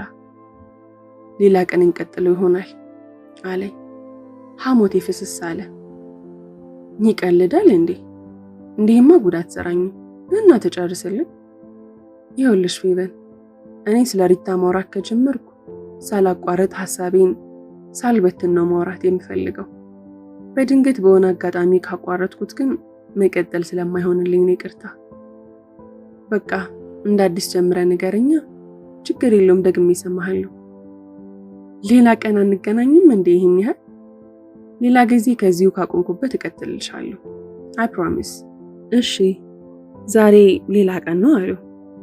በኃይለኛው ሳቀብኝና እጁን ከፍ አድርጎ ለአስተናጋጁ ሂሳብ አምጣለን የሚል መልእክት አሳየው። ከቀጠሩኝ ሰዓት 10 ምናምን ደቂቃ ዘግይቻለሁ። መዓዛ ቀድማኝ ከደረሰች ሰው አታረገኝም። አይኗን እፈራዋለሁ፣ በተለይ የተቆጣሽ ጊዜ። በዛ ፈጣጣ አይኗ ለአንዲት ደቂቃ እንኳን አተኩራ ብታይ ቀልጬ የማልቆል ይመስለኛል አንዳንዴ። መዓዛ ወፍራም፣ ጠይም፣ ትልቅ ሊባል የሚችል ፊት ያላት፣ ከፊቷ ደግሞ አይኗ ጎልቶ የሚታይ ጓደኛዬ ናት። ከርዳዳና ረጅም ፀጉሯ ቆጣጥራ ስትሰራው ማንም በመጀመሪያነት የሚገምታት ሰዓሊ እንደሆነች ነው። ለኔም ሆነ ለሜሪ ከሷ የቀረበ መካሪና ተቆጪ የለንም። ታላቃችን፣ አሳቢያችን፣ አሳሳቢያችን ናት መዓዛ። ሁለቱንም ያገኘሁበትን ቀን አመሰግናለሁ። ምሳሌ እንበላ ከተቀጣጠርንበት ቦታ ደረስኩ። እንደፈራሁት ሁለቱም ቀድመውኛል። የሰላምታ ስሚያቸው ቁጭ አልኩኝ። ቦርሳዬን ካገኘሁበት ትርፍ ወንበር ላይ ካስቀመጥኩኝ በኋላ እንዴት ዋላችሁ? ደህና? መዓዛ ነበረች በቁጣ ምላሽ የሰጠች። ማዚ ደግሞ እያወቅሽ ታክሲው ምኑ ስልኮ ደግሞ መጣ አይደል? ስንቱ አይደል እንደ መጣ ብሎ የሚቀረው። ባክሽ ለምቦጭሽ ናት ትጠይብኝ። እንኳንስ ጥለሽው ድሮም አቧራ እያስነሳን የሚሄደው። ሜሪ ናት የጨረሰችልኝ። እሷው ተናግራ እራሷ ሳቀች። እኔም አጀብኳት። መዓዛም የውሸት ኩርፊያዋን ሳቋ አሸነፈባትና ምሳዘዘ። ያንንም ስናነሳና ስንጥል ቆየን። በየመሃሉ ሜሪ በሳቅ ታጅበናለች። ከሜሪ ነገሮች የሚያጅበው ማንንም ግርም የሚያደርገው ሳቋ ነው። መሳቅ ትወዳለች የሚለው አይበቃትም። ለቀለደው ሁሉ ስለምትስቅ በቀልዱ ሳይሆን በቀላዱ እያሾፈች ይመስለኛል አንዳንዴ። ሜሪ ምንድነው ግን እንደዚህ የሚያስቅሽ ስላት ራሱ ትስቃለች። አይ ሜሪ ቀርበን ለምናቃት ደግሞ ድምጿ የሚገርም ነው። ትለምንብናለች እንጂ እሺ ብላ የዘፈነችልን ጊዜ ውበቱ ድንቅ ነው። ከዛ ቀጭን ሰውነት እንደዛ የጠራ ድምጽ ማግኘት ደርሶ ልብን ስልብ የሚያደርግ ነገር ነው። ሁሌም ቢሆን ሐሳቦች ሲደራረቡብኝ ዘፍና እንድታፍታታኝ፣ ሲጨንቀኝ ደግሞ አጫውታ እንድታቀልልኝ ወደሷ ሮጣለሁ። ሁሌም ቢሆን ሲጨንቀን ለሷ ስንነግራት ቀለል ታደርግልናለች። ከዞን የገዘፈ የሚመስለው ችግር ከሜሪ ጆሮ ገብቶ ሲወጣ የእፉዬ ገላ ያህል ቀላል ይሆናል። እንዲህ ስንጫወት ከቆየን በኋላ የአሮንን ጉዳይ አነሱት። አሮን እንዴት ነው? ደህና ነው። እሱማ ምን ይሆናል? እኔ ያልኩት እንዴት እየሄደልሽ ነው ነው። እንጃ ማዚ፣ ነገሮች እኔ በፈለኩት መንገድ እየሄዱ ይሆን አይሁን ለማወቅ ቸግሮኛል። ነገሮች ከዚህ በላይ በዚህ መስመር መሄድ አለባቸው ብለሽ ታስቢያለሽ? ጊዜው የደረሰ አይመስልሽም ማለቷ ነው። ሜሪ ነበረች ጣልቃ የገባችው። አይ ገና ነው። አሁንም ገና ማወቅ ያለብኝ ነገር አለ። ግን እኮ አንቺ ማለት ብላ ልትቀጥል ስትል የታዘዘው ምሳ ቀረበ። ሐሳባችንን ወደሱ ወሰድንና የጀመርነውን አንጠልጥለን ተውነው። ዛሬ ደግሞ በጣም አምሮብሻል። ገና ከታክሲ ወርጄ ወደሱ ስጠጋ ነበር እንዲህ አለኝ። ፊቴ የቀላ መሰለኝ። ማፈር እንዲህ የሚያደርገው አይደል? ወደ እኔ ጠጋለና እቅፍ አድርጎ ሰላም አለኝ። ከእቅፉ ባልወጣው የምትል ሚጢጢ ሐሳብ እንደ ንፋስ ሽው ብላ አለፈች። አመሰግናለሁ። ዛሬ ደግሞ የት ልትወስደኝ ነው እዚህ የቀጠርከኝ? እዚሁ ብሔራዊ ቲያትር የተዘጋጀ አንድ የኪነ ጥበብ ምሽት አለ። አብረን እንሄዳለን። እኔ ለቅዳሜ ፕሮግራም የሚሆን ነገር ካገኘው እወስዳለሁ። አንቺም ትዝናኝበታለሽ። እሺ ደስ ይለኛል ብዬ ተከተልኩት። ፕሮግራሙ የሚጀምረው 10 ሰዓት ነበርና በር ላይ ከነበረው አነስተኛ ሰልፍ ተቀላቀለን። በር ላይ በተሰቀለው ማስታወቂያ መሰረት ሀገር ውስጥ አሉ የተባሉ ገጣሚዎች፣ የመድረክ ተናጋሪዎች፣ ጋዜጠኞች አሉበት። ዛሬም ሀገር ሊሉ ነው ደግሞ አልኩኝ ለራሴ። ወደ ውስጥ ገባን። መድረኩ በሚገባ ተውቦ የመርሃ ግብሩን መጀመር ይጠበቃል። ወደፊት ያሉ ወንበሮች ተይዘው ነበርና ወደ ኋላ አካባቢ ተቀመጥን። እንደ አብዛኞቹ ፕሮግራሞች በሰዓት ያልጀመረ ችግር ጎልቶ አይታይም። ልክ 10 ሰዓት ከ15 ሲል ጀምሯል። መድረክ አጋፋሪው እየጮኸ ማስተዋወቁን ቀጠለ። እንግዶች ቀስ በቀስ እየወጡ ንግግር እያደረጉ ዲስኩር እያቀረቡ ግጥም እያነበቡ ይወርዳሉ። አሮን አልፎ አልፎ ብቻ አንዳንድ ነጥቦችን በማስታወሻው ያሰፍራል። እኔ ብዙም ምቾት አልሰጠኝም። ምን ሆነሻል አለኝ ወደ ጆሮዬ ጠጋ ብሎ እያንሾካሾከ። ድምፁ ምን አይነት ምትሃት እንዳለው እኔ እንጃ፣ ነገር ግን በጣም አምሮ ተሰማኝ። ምን አለ ድጋሚ ባንሾካሾከ አልኩኝ ለራሴ። እውነቱን ንገሪኝ ካልክ እንደዚህ አይነት ነገር ብዙም አይመቸኝም አልኩት እኔም በሹክሹክታ። ለምን? ኧረ ደገመው። የት አባቴ ልግባ? ድምፁ በጆሮዬ ሲገባ ሄዶ ልቤ ላይ ፍስስ ይላል። ልቤ ፍርስ ስትልም ይሰማኛል። ለጥያቄው መልስ እንዲሆኑ ሁሌም እንደዚህ አይነት ቦታዎች ላይ ሀገር፣ መሬት፣ አፈር፣ ቅብር ጥሴ ይሉና ያሳዩሃል። ውጭ ግን የለችም። እዚህ ብቻ ይክቧታል። ውጭ ስትወጣ ፈርሳ ታገኛታለህ። ስለሌለ ነገር መቀባጠራቸው ያስጠላኛል። ይኸውልሽ ፌብዬ። ምንድን ያለው ፌብዬ? አረ ዛሬ ጉዴ ነው ደግሞ። እንዴት አድርጎ ነው አንድ ሰው በሹክሹክታ የሰውን ነፍስ መግዛት የሚችለው? ሰውነቴ ሁሉ ነቃ ብሎ የእሱን እያንዳንዱን ፊደል ለመቃረም አቆበቆበ። ሀገርሽን መድረክ ላይ፣ ቲቪ ላይ፣ ሙዚቃ ላይ ወይም መጽሐፍት ላይ አትፈልጊያት፣ እዚህ ላይ እንጂ። ደረቴ ላይ ልቤ ያለበት አካባቢ እጁን እያሳረፈ ልቤ ለራሷ ዳንኪሯን እያቀለጠች ጭራሽ ይሄ ሲጨመርልህ ወጣ በረረች። ደስ ባላት ነበር። ለሱም ተሰምቶት ይሁን የሚለውን አላወቅኩም። የጀመረውን ቀጠለ። ሀገርሽ ልብሽ ውስጥ ነው ያለችው። ሁላችንም ልብ ውስጥ በደም የታተመች እንጂ በሲሚንቶና በጭቃ ተቦክታ የቆመች ሀገር አይደለም ያለች። እኛ ኢትዮጵያን ሀገራችንን ስንወድ ራሳችንን እንደወደድን ልናውቅ ይገባል። ምን አደረገችልን እና ልውደዳት? በድምፁ ምክንያት እኔ እየደገምኩ ነው። እንዴት ብዬ እንደጠየቅኩትም እንጃ። የሚለው ቢገባኝም ባይገባኝም ማንሾካሾኩን ግን እንዲያቆም አልፈለኩም። እውነትሽን ነው። ምን አረገችልሽና ተወጃት? ምን ሰጠችንና እንወደዳት? ምንም። ከፍቅር በቀር ምን ሰጠችንና? ከምንወዳቸው ቤተሰቦቻችንና ጓደኞቻችን በቀር ምን ሰጠችንና? ከእውቀት ውጪ፣ ከቀስተ ደመና መሳይ ባንዲራ ውጪ፣ ከጠነከረ እምነት ውጪ ምን አደረገችልንና? አሮን አቋረጥኩት። ወዬ አረ ዛሬ ሰውዬ ማነው እንዲህ አድርጎ የላከብኝ? እንሂድ ስለው ቀድሞኝ ተነሳ። እፎ ያልኩኝ። ልክ ከቲያትር ቤት ስንወጣ 11:25 ይላል። የት እንደምንሄድ ስናስብ ሲኒማ እንግባ ብሎኝ ወደ ፒያሳ ቀናን። ሲኒማ ቤት ደረስን። 12 ሰዓት የሚታየውን ፊልም ለማየት ትኬት ቆርጠን ገባን። ከ20 ደቂቃ በላይ ግን ታግሶ ማየቱ አስቸገረንና ጥለነው ወጣን። እዛው አካባቢ ካለ አንድ ካፌ ተቀምጠን የሚያምርብንን ወሬ ማውራት ጀመርን።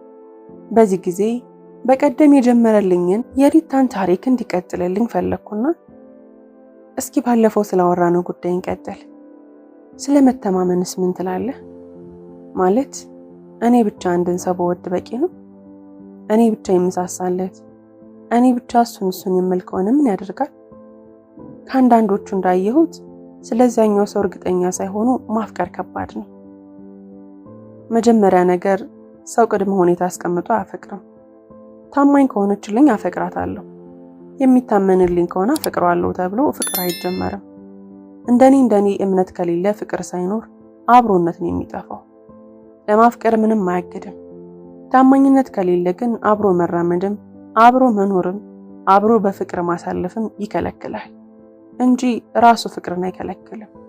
በዛ ላይ ደግሞ ትህትና፣ ክብር፣ ፍቅር ምናምን የሚባሉ ነገሮች በትምህርት አሊያም ተነግረውሽ ሳይሆን እንዲሁ ኖረሽ የምታውቂያቸውና የሚገቡሽ ነገሮች ናቸውና ከሌላው አጥንቼ ልግባ ብትዩም አይሆንም። በጣም እያስተማርከኝ ነው፣ አመሰግናለሁ። ለምኑ? ደስተኛ እንደሆን ከሚያደርጉኝ ሰዎች አንዱ ስለሆንክ። ጥሩ ተማሪ ካለ ዓለም ዙሪያዋን አስተማሪ ናት ይላሉ ሰዎች። ነገሮችን አስተዊ፣ ዙሪያሽን እይ፣ ሀገርሽን ውደጂ። ሰው ስለሆነ ብቻ ሰውን ውደጁ። ሁልጊዜም አዎንታዊ ሐሳቦችን ብቻ አስቢ። ከማንም ምንንም አትጠብቂ። ዙሪያሽን በምትወጃቸውና በሚያስደስቱሽ ነገሮችም እዩ። በቃ የዛኔ ደስተኛ ትሆኛለሽ። ራስሽን ውደጂውና በራስሽ ደስተኛ ሁኚ። ያኔ ደስታሽ ለሌላም ይተርፋል። የምትመኙ ነገር ሁሉ ወደ አንቺ መምጣት ይጀምራል። እኔ ዙሪያሽን ውደጂ ባልከው ነገር አልስማማም። በዓለም ተስፋ አላረግም። ዓለም ውሸታም ናት። የፈጠራት ግን ውሸታም አይደለም አይደል? ሁሉም ነገር ልክና እውነተኛ ሆኖ ነው የተፈጠረው። ስለዚህ ውሸታም ያደረግናት እኛው ነን ማለት ነው። ራሳችን አቆሽሸናት እሷን እንከሳለን እንጂ እኛ እርስ በርስ ብንዋደድ፣ አንዳችን ለአንዳችን ሐቀኛ ብንሆን ዓለም ውሸቷን ከየት ታመጣዋለች? አሁን ለምሳሌ አንቺ አውቀሽም ይሁን ሳታስቢ ወደበቅሽ ነገር ይኖራል። ውስጤን ያወቀብኝ ያህል ደነገጥኩ። እሱ ግን ልብ ሳይለኝ ቀጠለ። አንድ የገባኝን ነገር ልንገርሽ።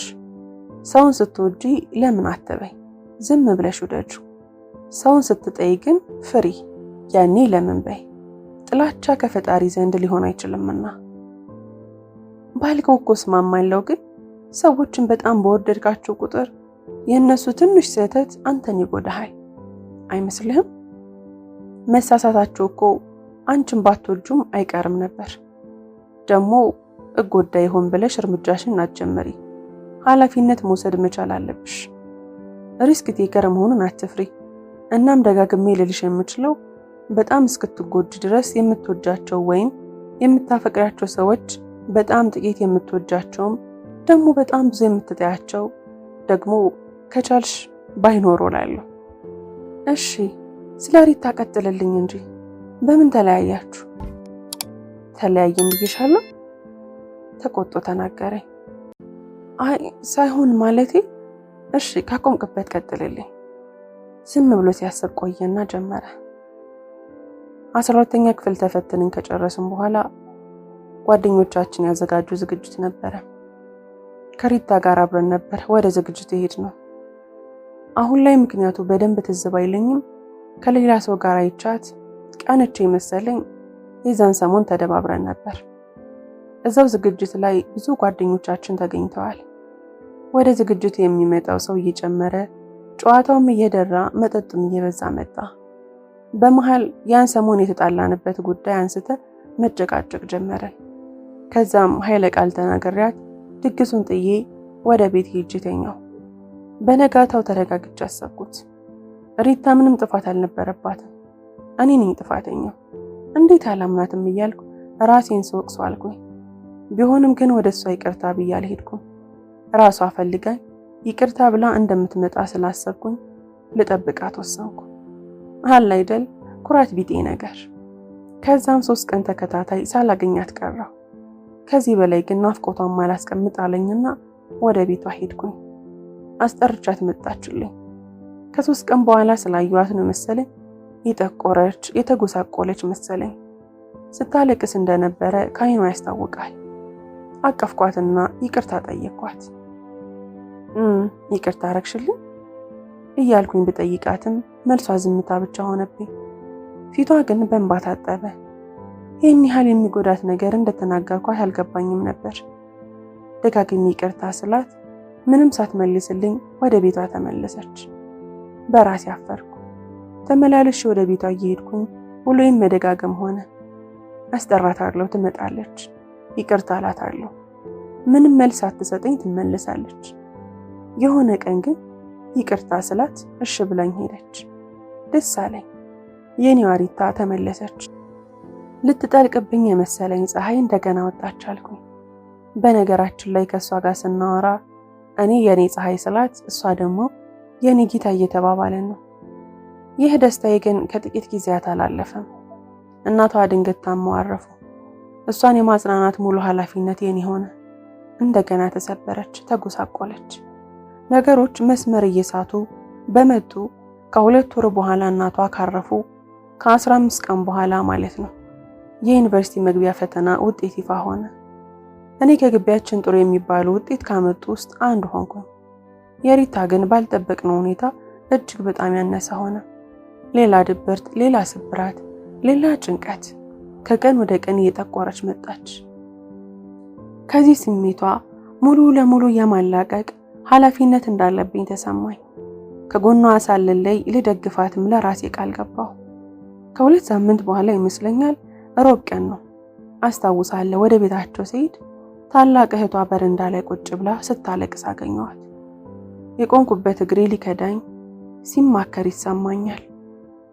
ነገር ግን እንደምንም ተበላትቼ ተጠጋኋትና ምን ተፈጥሮ እንደሆነ ጠየኳት።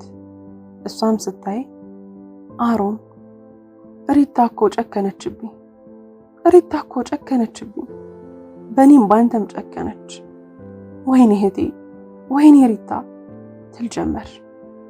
ማለት ምንድነው? ለምንድነው የተፈጠረውን የማትነግረኝ? ሪታ ምን ሆነች? ብልሃትም ከማልቀስ ውጪ ምንም አልነገር አለች። ታዲያ ከስንት ጭቅጭቅ በኋላ ተነስታ ወደ ቤት ገባችና አንድ ወረቀት ይዛ ተመለሰች። ለኔ ሰጠች። ወረቀቱ እንደታጠፈ ለአሮን ይላል። የማውቀው የሪታ ጽሑፍ ነው። ከፍቼ ማንበብ ጀመርኩ። አጠገቤ መቀመጫ ይኖር አይኖር ሳላረጋግጥ ዘፍ ብዬ ተቀመጥኩ። ህመም ዘልቆ ተሰማኝ። የደበኩት ግን አልነበረም። ልቤን ግን አንዳች ጦር ሲወጋኝ ተሰማኝ። እዛ ወረቀት ላይ ያሉ ቃላት ውስጤን እየሸረሸሩት ሲጥሉኝ ታወቀኝ። ቃል በቃል ባልለውም አሁንም ድረስ የጽሑፉ ሐሳብ ትዝ ይለኛል። አሮን እወድሃለሁ፣ ትወደኛለህ፣ ግን እዚህ ጋር ይብቃን። እኔ ወደማታገኘኝ ቦታ ሄጃለሁ፣ አትፈልገኝ። ምን አይነቷ ጨካኝ ናት አልከኝ አይደል አሮን? ጨካኝ ሁኜ አይደለም። እኔ ዓለም ፊቷን ያዘሮችብኝ ሰው ነኝ። አንተ ከኔ መራቅ አለብህ፣ እርሳኝ። እንዳልነበርኩ እንደሌለው እንዳላወቅኩ አድርገህ እርሳኝ። ትምህርታችንን ጨርሰን ዩኒቨርሲቲ ገብተን ተመርቀን ስራ ይዘን ተጋብተን ልጆች ወልደን እነሱን እጆቻቸውን ይዘን አብረናቸው እንጫወታለን እያለን ያለምነው ህልም ቅዠት እንደሆነ አስብና እርሳኝ። አትፈልገኝ፣ አትጠብቀኝ። አርፈህ የራስህን ኑሮ ኑር። አንድ ነገር ግን ወቅልኝ፣ ግድ ሆኖብኝ እንጂ ጠልቼ እናራኩ። እንደ ግዴታም ባይሆን ከቻልክ እህቴን ተንከባከብልኝ። ቻው። ያንን ደብዳቤ ደግሜ ደጋግሜ ባነበውም አልገባኛለ። ምን በድያት ጨከነችብኝ? ምን አድርጊያት በእኔ ከፋች ጭል ጀመር። አትፈልገኝ ስላለች ብቻ ሳይሆን ልፈልጋት ብዬ በነሳ እንኳን የት ብዬ እንደምፈልጋት ስላላወቅ ምንም ማድረግ አልቻልኩ። ፊቷን አዞረችብኝ። ያለቻትን ዓለም ባገኘዋትና አንገቷን በቀነጣጠስኩላት ስል ተመኙ። በዚያ በኩል ደግሞ ታላቅ እህቷ እናቷንም እህቷንም ማጣቷ ሆድ አስብሷት ጧት ማታ እያነባች በሽተኛ ሆነች። በዚህ መሃል የዩኒቨርሲቲ ምደባ ወጣና እዚሁ አዲስ አበባ ዩኒቨርሲቲ ጋዜጠኝነት ተመደብኩ። ከጥቂት ቀናት በኋላ ጥሪ ተደርጎልን ገባን። ቀስ በቀስ እየቀለለኝ ቢመጣም ሙሉ በሙሉ ግን አልተውኩትም ነበር። እኔ የመጀመሪያ ዓመት የዩኒቨርሲቲ ቆይታዬን ሳላጠናቀቅ ነው እህቷም ያረፈችው። ከዛ ጊዜ ጀምሮ ይህን ሁሉ ጊዜ እሷን ጥበቃ አቆሜያለሁ። ደብዳቤዋ ግን አሁንም እኔ ጋር አለ። ትናንት የሸኘኋት፣ ጧት ያናገርኳት፣ ለበኋላ የቀጠርኳት ያህል ትናፍቀኛለች። ምናልባት ረስታኝ፣ ምናልባት አግብታ፣ ምናልባትም ወልዳ ይሆናል። ግን ቢሆንም ላገኛት እፈልጋለሁ። እኔ በአምላክ ያምናለሁ። መቼ የሚለውን ባላቅም በህይወት አጋጣሚ አንድም እንደሚያገናኘን አምናለሁ። ያኔም የመጀመሪያ ጥያቄ የምር ረስተሽኛል የሚል ይሆናል። ለረጅም ጊዜ የማስበው ምን እንደነበረ ታውቂያለሽ? ለምን ጨከነችብኝ ብዬ እጠይቃታለሁ እያልኩ ነበር። ግን ሳስበው ይህ ጥያቄ ለትንሿ አሪታ እንጂ ለአሁኗ አሪታ ተገቢ አይመስለኝም። እና አሁን ላይ ይኸውልሽ አልመጣም ያለችኝን መምጫ ቀኗን ሳሰላ፣ አትጠብቀኝ ያለችኝን ስጠብቅ፣ አትናፍቀኝ ያለችኝን ስናፍቅ፣ እርሳኝ ያለችኝን ሳስታውስ እኖራለሁ። አንድ ቀን ይሄ ነገር ማብቂያ እንዳለው ልቤ ይነግረኛል። ልቤ ደግሞ ዋሽቶኛ አቅምና ያለኝን ተቀብዬ ያንን ቀን እጠብቀዋለሁ ብሎን ግራ እጁ ላይ ያሰረውን ሰዓት አየ። እንዴት ነው ሰዓቱ የሚሮጠው? በፈጣሪ አሁን ታክሲ እንዴት ልታደርጊ ነው? ተነሺ። ቀድሜው ከካፌው ጥዬው ወጣሁ። እንባይን ለመደበቅ ያደረኩት ጥረት ግን ሳይሳካልኝ ቀረ። ከጎኔ ደርሶ ዛሬ አለኝና በሐዘን የታያየ በአውራ ጣቱ ከዓይኔ ስር የፈሰሰውን እንባይን ጠረገልኝ። ለምን ግን ይፈታተነኛል? እንባይን ጠርጎ አድርጎት የነበረው ጃኬቱን ለኔ ደረበልኝና ታክሲ አሳፍሮ ሸኘኝ። አካሌን ይዤ ወደ ቤት ያቀናው። ልቤ ግን ከነ መንገደኛዋ ሳይሆን ከሸኘዬ ጋር ሆኖ ተሸኝቶ ሲመለስ ታወቀኝ። ለራሴም ከዚህ በላይ ጊዜው ሊደርስ አይችልም አልኩት። ቤቴን ዘግቼ ተቀመጥኩ። ወደ ስራዬ ድርሻ አላልኩ። ምን ማሰብ እንዳለብኝ፣ ለነገስ ውሳኔ ምን መምሰል እንዳለበት ሳንሰላስል ራሴ ላይ ከቆለፍኩ 2 ቀን ሞላኝ። ልቤ ይህን ያህል ሸርተት ትላለች ብዬ አልጠበቅኩም ነበር። ይህን ያህል አላውቃትም ማለት ነው። ጠንካራ ነኝ ብዬ አስብ ነበር። ልክ አልነበርኩም ለካ። በሬ ተንኳኳ። ማዕዚ እንደምትሆን እርግጠኛ ሆኜ ተነስቼ ከፈትኩት። አልተሳሳትኩም። ወደ ውስጥ ገባች። የተለመዱ ሰላምታዎችን ተለዋወጥ። ሜሪ ደህና ናት ስላት እየመጣች እንደሆነ ነገረች። ተናግራ ሳትጨርስ እንዴት ዋላችሁ ሴቶች እያለች ገባች። ተሰባሰብንና መጫወት ጀመርን። ስላለሁበት ሁኔታ ሳልነግራቸው ስለተረዱኝ ከገባሁበት ስሜት ሊያስረሱኝና ሊያስወጡኝ ሲሞክሩ አሳዘኑ። እኔ ግን ፈርጠም ብዬ ስለ ጉዳዩ አንስቼ እንድናወራበት ጠየኳቸው። እርስ በርስ ተያዩ። ሜሪ ጀመረች። ሁሌም ቢሆን ጊዜው ገና ነው ስትይ የነበረው ራስሽ ነሽ። አሁን ጊዜው ደረሰ። የምትፈልጊውን አግኝሽ። እሺ ማወቅ የፈለግሽውን ሳወቅሽ። የምፈልገው የጠበኩት ያሰብኩት ይሄ ይሆን አይሆን እሱም መለየት አልቻልኩም። ግን አንድ ነገር አውቃለሁ። ከዚህ በላይ በዚህ ሁኔታ መቆየትም መጎዳትም እንደማልፈልግ። እና ልትነግሪው? አንገቴን ቀስ አድርጌ በአዎንታ ነቀነኩላችሁ። እርግጠኛ ነሽ? ፌቨን ትሙት አድርገዋለሁ። ሁለቱም በኃይለኛው ሳቁብኝና ማዕዚ ቀጠለች። ምንድን ነው ያልሽው? ፌቢ ትሙት? እሷማ የሌለችው እኔ ትሙታለች። ይህን ነገር ከአንቺ ጋር ሲሆን ለመደብሽ አይደል? ሪታዬ ፌቨን እኮ የሆንሽው ለአሮን እንጂ ለኛ አይደለም። ለሱም ቢሆን ግን እውነታውን የሚያውቅበት ጊዜ ደርሷል። እኔ ራሱ ፌቨን ትሙት ብዬ አሮንን ለመተዋወቅ ስል በለበስኩት ስም ማማሌን አላስተዋልኩትም ነበር። እናስገረመኝ።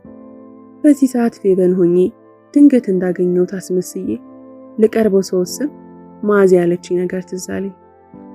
እርግጠኛ ነሽ ግን ሪታ? ማለቴ የማያውቅሽ ይመስልሻል? እኔ ያለፉት 13 ዓመታት በደንብ የቀየሩኝ ሰው ነኝ። በልጅነት የሚያቀኝ በቀላሉ የሚለየኝ ሁኔታ ላይ አይደለሁም። በዛ ላይ እኮ ቀለል ያሉ ለውጦች አደርጋለሁ። ፀጉሬን ቀለም መቀባት ወይ ግንባሬን አምጥቶ መድፋት የመሳሰሉ ቀላል ለውጦችን። በዛ ላይ ቶሎ ስሜን አስተዋውቄ ሌላ ነገር እንዲያስብ ለማድረግ እችላለሁ። እሺ በምን ልትተዋወቂው ነው? እሱን ያሰብኩበት ነው። መጽሐፉን ዙሪያ ባደረገ ሰበብ እንደሚሆን ግን አስባለሁ። የእናንተም ትብብር ግን ያው እፈልጋለሁ። እኛማ ሁሌም ከጎንሽ ነን የኔ ቆንጆ። ግን ቆይ ይሄ ብልሃት እንበለው ስንፈልግ ልጅነት ምን በለው ማን አስተማረሽ? ከየት አገኘሽው? ሰሞኑን አንድ ራዲዮ ላይ የሰማሁት ታሪክ አስታውሺ። እንዴት መሰለሽ ታሪኩ? አንድ የሳይኮሎጂ ፕሮፌሰር ወደ ክፍል ገብቶ የዕለቱን ወሳኝ ትምህርት ለመጀመር ወደ ቦርድ እየዞረ ፉጨት ሰማ። ወደ ተማሪዎቹ ዞሮ ማን እንዳፋጨ ጠየቃቸው። ሁሉም ዝም አሉ። ፕሮፌሰሩ ተረጋግቶ እስክሪብቶውን ወደ ኪሱ እየከተተ የዛሬው ሌክቸር እዚህ ጋር ያበቃል አለና ፈገግ ብሎ ነገር ግን መጀመሪያ አንድ ታሪክ ነግራችኋለሁ አላቸው። ሁሉም በጉጉት መጠበቅ ጀመሩ። ትላንት ቤት እንቅልፍ ስላስቸገረኝ ዝም ብዬ ተነስቼ ነዳጅ ሞልቼ በዛውም ልናፈስ ብዬ ከመሸ ወጣሁ። ነዳጅ ከሞላው በኋላ ከትራፊክ ነፃ የሆነው መንገድ ላይ እየተንሸራሸርኩኝ እያለ ከሆነ ድግስ ቦታ የመጣች የምትመስል ቆንጆዬ ወጣት አየሁ። መኪናዬን አዙሬ እርዳታ እንደምትፈልግ ጠየኳት። ታክሲ እንዳጣችና ቤቷ እንዳደርሳት ጠየቀችኝ። ጋቢና ገባች። ማውራት ጀመርን። ውበት ብቻ ሳይሆን ባወራነው ርዕስ ሁሉ በጣም ስማርት የሆነ ጭንቅላት እንዳላት ከምታወራው ነገር መገመት ቻልኩኝ። ቤቷ እንደደረስን በጣም ጥሩ ሰው እንደሆነች ነገረች። እኔም ጥሩ አስተሳሰብ እንዳላት ነግሬያት በሌላ ጊዜ ተገናኝተን ሻይ ቡና እንድንል ጠየኳት። በሐሳቤም ተስማማች። የዩኒቨርሲቲ ፕሮፌሰር እንደሆንኩኝ አውርተን ስልክ ተለዋወጥ እና ልንለያይ ስንል አንድ ነገር ላስቸግር ስትለኝ ምንም ችግር የለውም አልኳት። ወንድሜ አንተ የምታስተምርበት ዩኒቨርሲቲ ውስጥ ተማሪ ነው። በእኛ ግንኙነት እንዳይጎዳ ቃል ገባልኝ አለች። ችግር የለም ብዬ ስሙን ጠየኳት። ስሙን ነገረችኝ። ምናልባት ብዙ ተማሪዎች በዩኒቨርሲቲ ውስጥ ስለሚኖሩና ተመሳሳይ ስም ሊኖራቸው ስለሚችል ወንድምሽን እንዴት ልለየው እችላለሁ ስል ጠየኳት። እሷም ወንድሜ አንድ መለያ ባህሪ ያለው በሱ ታውቀዋለህ፣ ፉጨት ማፋጨት ያዘወትራል አለች። ከዛ ሁሉም ተማሪ ወደ አፋጨው ልጅ ዞሮ ማየት ጀመረ። ፕሮፌሰሩ የሳይኮሎጂ ፒኤችዲን ተምሬ እንጂ ገዝቼ አይደለም ያገኘሁት ናውጣ ብሎ ጆሮውን ይዞ ከክፍል አስወጣው። ስትሰማኝ የነበረችው መዓዛ እናንቺም ሴትነቴ ነው ይህ ሁሉ ያስተማረኝ፣ የህይወት ልምዴ ቀጥቅጦ የወለደው ብልሃት ነው እያልሽኝ መሆኑ ነው ወይ? ማዚ የኔ ባቶኝ ይቆጨኝ ነበር። አንቺ ሪታ ብሎ በሐሳብ ከሄድኩበት መለሱኝ። እኛን እዚህ አድርገሽ የት ሄድሽ? ቤተነሽ እንውጣ፣ አንቺን ብትሆኚ ትንሽ ንፋስ ይንካሽ እያሉ አዋከቡኝ። ጥያቄያቸውን ተቀብዬ ልብስ ልቀይር ስገባ በማዚ ጠያቂነት ሜሪ ትዘፍንልን ጀመር። ቀኖች ነግተው መምሸታቸውን ሌሊትና ቀን እየተፈራረቁ ራሳቸውን ማደሳቸውን አላቆሙ። የግድግዳ ሰዓት ቆጣሪዎች ከዓለም የጊዜ ስርዓት ጋር ይሽከረከራሉ። የማይደርሱ የሚመስሉ ሰዓታት ደርሰው እውነታውን መጋፈጥ ያለብን ቦታ ላይ ያስቀምጡናል። ብዙ ቀን አግኝቼው ልነግረው እየቃጣኝ ትቼዋለሁ። አንድ ቀን ግን ግድ ነው ስለወሰንኩ ቀጠርኩትና ከተነጋገርነው ሰዓት 30 ደቂቃ አስቀድሜ ደረስኩ። እንደገባው በቀኝ በኩል ታጥፌ ጀርባዬን ለበሩ ሰጥቼ ተቀመጥኩ። ካሁኑ እጅ ላበላብ ሆኗል። ከ12 ዓመት በላይ በሆዴ ያስኩትን ምጥ የምተነፍስባት ሰዓት እሷ እንደምትሆን ተስፋ አድርጌ መቁነጥነጥ ጀመርኩ። ምን ብዬ እንደምነግረው ጨንቆኛል። አሁንም ሰዓት አያለሁ። አሮን በቀጠሮ አይታማም። ሰዓቱን አየሁ። 17 ደቂቃ ይቀረዋል። አሁንም ምን እንደምለው አንሰላስላለሁ። ይቅርታ ስለዋሸሁ። እኔ ፌቨን አይደለሁም ሪታ ነኝ። አየህ እንዲህም አልለው እየቀለድኩበት ነው የሚመስለው። አሮን የኔ ጌታ የልጅነትህ ረሳኸኝ? ፌቨን አይደለሁም እኮ። አረ እንዳይባል ወይ ልጅት ምድር ውስጥ ነው የገባሁት የምለውን እያብሰለሰልኩ አሁንም ሰዓቱን አየሁት። 5 ደቂቃ ብቻ ቀርቶታል። ኡፍ መረጋጋት አለብኝ። አሮን ስማኝ፣ የምነግርህ አንድ እውነት አለ። እስከ ዛሬ ስለዋሸሁ ይቅርታ። እኔ ፌቨን ነኝ ብዬ የቀረብኩ ውሸቴን ነው። እኔ የልጅነት ፍቅረኛ ያች ሪታ ነኝ። ምን የሚል አስደንጋጭ ጩኸት ከኋላ የሰማሁና ዞር ስል ለካ በውስጥ እያነበነብኩ የመሰለኝ ሳይታወቀኝ ከአፌ ብየው ኖሮ ደርሶ ሰምቶኛል። ፊቱ በድንጋጤና በግራ መጋባት አመድ መስሏል። የምገባበት ጠፋኝ። መሬት አፏን ከፍታ ነይ ብትለኝ ሰተት ብዬ ነበር የምገባላት። ህልም በሆነና ብንን ባልኩ ምን አለ። እንዲህ ደንግጦ አይቼው አላቅም። ከፊት ለፊቴ ለመቀመጥም ተመልሶ ለመሄድም ተቸገረ።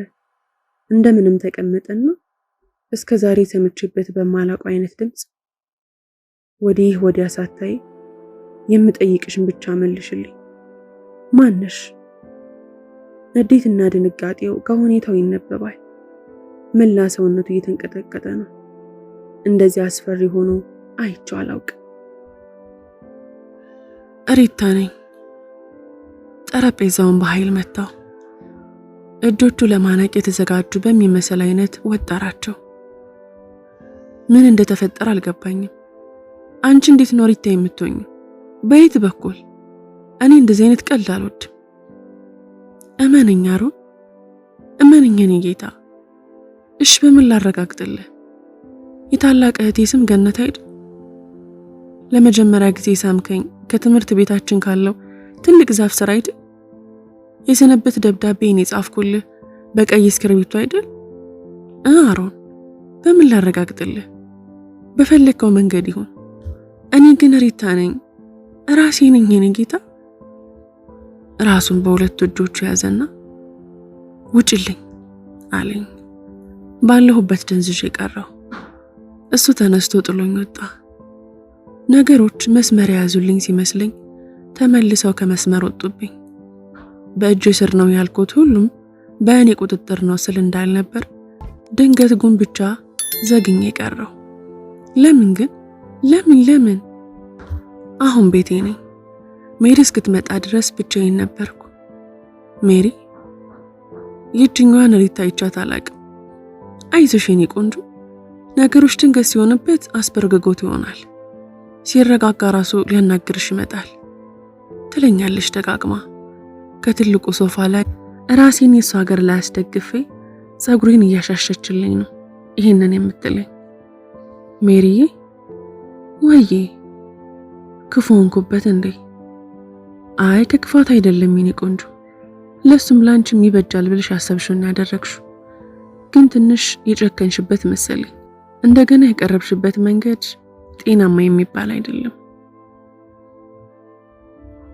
ያ ሰው በልቡ ሲያነግሳት የኖረችው ሪታ የምትባል ሴት አንቺ ራስሽ ልትጋፊያት ሞክረሻል። ጓደኛ እንደሌሉ ለማረጋገጥ ብለሽ የጀመርሽው ነገር ጭራሽ እስከ ዛሬ እንዳረሳሽ እንድታቂ አድርጎሻል። በደንብ ቀርበሽ የፍቅር ምልክት ሳሰጪው ወይ ጨርሰሽ ርቀሽ አርፎ እንዲቀመጥ ፋታ ባለመስጠት አስጨነቅሽ። ትንሽ ጨክነሽበታል። እኔስ ሳግ እየተናነቀኝ ነበር ቃሉን ያልኩት። ደንገጣለች። የኔስ ጭንቀት ሜሪ፣ እንባዬ ኩልል እያለ እየወረደ ነው። የኔስ ጭንቀት እሱ እኮ ሳያቀኝ ነው ከተቸገረም የሚቸገረው። እኔ ግን እያወቅኩት ላቅፈው ልስማው ናፍቀኛል የኔ ጌታ እያልኩ ላወራው እያሰኘኝ ነው የቀረሁት። ፌ ብዬ ሲለኝ ወዬ ብዬ መቀጠል ሲያምረኝ፣ ሪታ እያለ ሲጣራም ወዬ የሚል ቃል ሊያመልጠኝ ስታገል የከረምኩት እኔስ ሜሪ፣ እኔ አልተጎዳሁም? የምትወዱን ሰው ካጠገብሽ አድርጎ እንደ ሩቅ ለመንካት ለማውራትና ለመሳም ከመሳቀቅ በላይ ምን ህመም አለ? ስንት መሰለሽ ለሰላምታ ባቀፈኝ ቅጽበት እስከ ወዲያኛው በሱ እቅፍ ውስጥ ሽጉጥ ብዬ ለመቅረት የተመኘሁት። ሜሪ፣ እህትሽ የሞተችው በአንቺ መጥፋት ምክንያት ለቅሶ አብዝታ ነው ተብልሽ እየተነገረሽ ይህን ሐዘን እየሰማሽ እንደማይመለከተው እንደዚህ አይነት ሰው ሆኖ ችሎ መቀመጥ እንዴት ያለ ሰቀቀን ነው! የኔ ህመም አይታይሽ? ተንሰቀሰኩ። እቅፍ አድርጋ እያባበለችኝ ያንቺ እኮ አልታይ ብሎኝ አይደለም፣ ወይ ደግሞ ያንቺን ጉዳት ማቅለል ያልነበረም፣ ግን አንቺ ቢያንስ ተዘጋጅተሽበት ምንም ቢመጣ ልትቀበይ ወሰነሽ ነው የገባሽበት። ለሱ ግን ይሄ ትልቅ ዱብዳ ነው። አሁንም ቢሆን ይቅርታ ማለት ያለብሽ አንቺ ነሽ ብዬ ነው የማስበው። ግን ልብ በይ፣ ይቅርታሽ ሄዶ እግሩ ስር መነጠፍ አይደለም፣ የተለየ አይነት መሆን አለበት። መላ ፈልጊለት።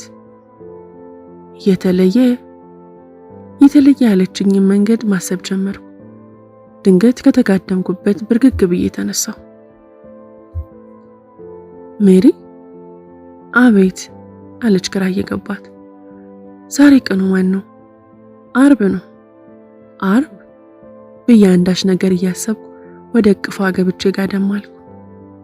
ሜሪዬ አልኳት በድጋሚ አሁንም ጸጉሬን እየዳበሰችልኝ። ወዬ እስኪ ዝፈኝልኝ። ምን ልዝፈንልሽ? የፈለግሽውን። ትንሽ አሰበችና ዘፈነችልኝ። አያይ ይህንን አልፈልግም ሌላ ስላት፣ እኔ እንጃ ሜሪዬ ይህ ዘፈን ያስፈራል፣ ሌላ ዝፈኝልኝ አልኳት። እሺ ብላ ቀጠለች። በዜማዋ እያባበለችኝ ለቀና ከተጣላሁት እንቅልፌ ጋር ልታስታርቀኝ ታገለችና ተሳካላት። አሮን የድንዛዜ ስሜት ውስጥ ነው። አሁን ወደ ስራው እየገባ እንኳን ለውይይት የሚሆን ርዕስ የሚሆን አብሮት የሚገባ ተጋባዥ እንግዳ አላዘጋጀም። ዝም ብሎ ነው የገባው። ወደ ስራው ሲገባ እንደሚቀለው በማመን ነበር የመጣው። የቴክኒሻን ባለሙያውን እንኳ ሰላምታ ሳይሰጠው እንደገባ ያስተዋለው ስቱዲዮ ገብቶ ቦታውን ከያዘ በኋላ ነበር። 6 ሰዓት ሲል ፕሮግራሙን መጀመር አለበት። ቴክኒሻኑ የመጀመር ምልክት ሲያሳየው ሰላም ሰላም ውድ አድማጮቻችን፣ ይህ በየሳምንቱ ወደ እናንተ የሚደርሰው የእናውጋ ፕሮግራማችን ነው። ዛሬም እንግዲህ እንደተለመደው አንድ ርዕስ አንስተን እናውጋለን። የእናንተን የአድማጮቻችን ሐሳብም እንሰማለን። በየመሃሉ ደግሞ ወቅታዊ የሆኑ መረጃዎችና ሙዚቃዎች ይኖሩናል። ለዛሬ ግን ተጋባዥ እንግዳ አይኖረንም። ለዚህም ይቅርታ እንጠይቃለን። ፕሮግራሙን በመምራት እኔ አሮን እጅጉ እንዲሁም ቴክኒሻናችን ያሬድ ሲሳይ አብረናችሁ እንቆያለን። ፕሮግራማችንን ለመጀመሪያ ያህል ያሬድ ሞቅ ያሉ ቅዳሜያችንን የሚመጥኑ 2 ሙዚቃዎች ጋብዘናል። ከሙዚቃዎች በኋላ እንገናኛለን። አብራችሁን ቆዩ። የእሱ ተራ ቆሞ ሙዚቃዎቹ መጫወት ሲጀምሩ በእፎይታ ተነፈሰ። የሁል ጊዜው አሮን እንዳልሆነ ለራሱም ታውቆታል። እንዳሰበውም ግን እዚህ ቦታ ላይ የተሻለ ደህንነት የተሰማው ነው። ግን አሁንም አንድ ችግር አለ። ለመወያያ የሚሆን ደህና ሐሳብ አልያዘም። የተጋበዘው ሁለተኛው ሙዚቃ ወደ ማለቁ ሲል ግን የት እንደሰማው ያላስታወሰው አንድ ሐሳብ ብልጭ አለለት። ይሁን አሁን በሚል እየተወዛገበ ያለ ያሬድ የልቀጥል ምልክት ሲያሳየው አማራጭ አልነበረውምና ይህንኑ ሐሳብ አየር ላይ ለማቅረብ ወሰነ። አድማጮቻችን ከሙዚቃ ግብዣችን ተመልሰናል። እንደወደዳችሁትም ተስፋ አደርጋለሁ። ለዛሬ ለመወያየት የመረጥነው ሐሳብ ራስን ስለመለመን ነው። አድማጮቻችን እንግዲህ በተለመዱት የስልክ መስመሮቻችን የገባችሁ ሐሳባችሁን አካፍሉን። ራሳችሁን ለምናችሁ ታውቃላችሁ ወይ? መቼ? ምን ብላችሁ? ስለዚህና ስለተያያዥ ጉዳዮች እያወጋን እስከ 8 ሰዓት አብረን እንቆያለን። ይህን አውጋ ነው፣ አብረን እንቆይ። ርዕሱ ያን ያህል የሚገባ ስላልሆነ አሮንም ስላልተዘጋጀበት እንደ በፊቱ ለውይይት አልመቻለና የሚደውል ሰው ጠፋ። እንደ ዛሬው ስራው አልጥመው ብሎም አያውቅም። እንደምንም 8 ሰዓት በሆነልኝ የሚል ይመስላል። ሁኔታው ሰዓቱ እንደምንም እያለቀለት እያለ ያሬድ አንድ ስልክ መስመር ላይ እንደገባ ምልክት ሰጠው። እሱም እሺ አድማጫችን አንድ ስልክ መስመር ላይ ገብቷል እያለኝ ነው ቴክኒሻናችን። ሄሎ አድማጫችን ማለበል ከየት ነው? ሄሎ ሪታ እባላለሁ ከዚሁ ከአዲስ አበባ ነው። ልቡ በድንጋጤ ቀጥ ያለች መሰለው። በዚህ ትመጣለች ብሎ ፈጽሞ አልጠበቀም ነበር። ደሞ ምን ፈለግሽ ቢላት ደስ ይለው ነበር። ግን ቀጥታ እየተላለፈ ያለ ፕሮግራም ላይ ነውና ረጋ ማለት አለበት። ስሜቱን ወጥ አድርጎ እሺ አድማጫችን ስለተነሳው ርዕስ ያለውትን ሐሳብ ያውጉን። ራስዎን ለምነው ያውቃሉ አድማጫችን? ይህን እየጠየቃት ነበር። ይህን ሐሳብ ራሷ ከዚህ በፊት ያውም የመጀመሪያ ያገኘችው ቀን የጠየቀችው እንደነበር አሁን ነው ልብ ያለው። አድማጯም ቀጠለች። አውቃለሁ፣ ያውም ብዙ ጊዜ። ምን ብለሽ ካልከኝ እንዳይሸነፍ፣ ለችግሮች እጅ እንዳይሰጥ ለምኜው አውቃለሁ። ፍቅሩን እንዲወድ ለምኜዋለሁ። ላፈቅረው እንዲታመን ለምኜዋለሁ። ይቅርታ እንዲጠይቅልኝ ለምኜዋለሁ። ማንን ሳይፈልግ ነበር ይህ ጥያቄ ካፉ ያመለጠው። አንተን ስትለው በድንገት ውሃ ሆነ። ሰውነቱን ሁሉ ላባ ጠመቀው። እንዴ ምን ነካት? ቀጥታ ዝግጅት ላይ እንዴት አድርገኛለች ይል ጀመር።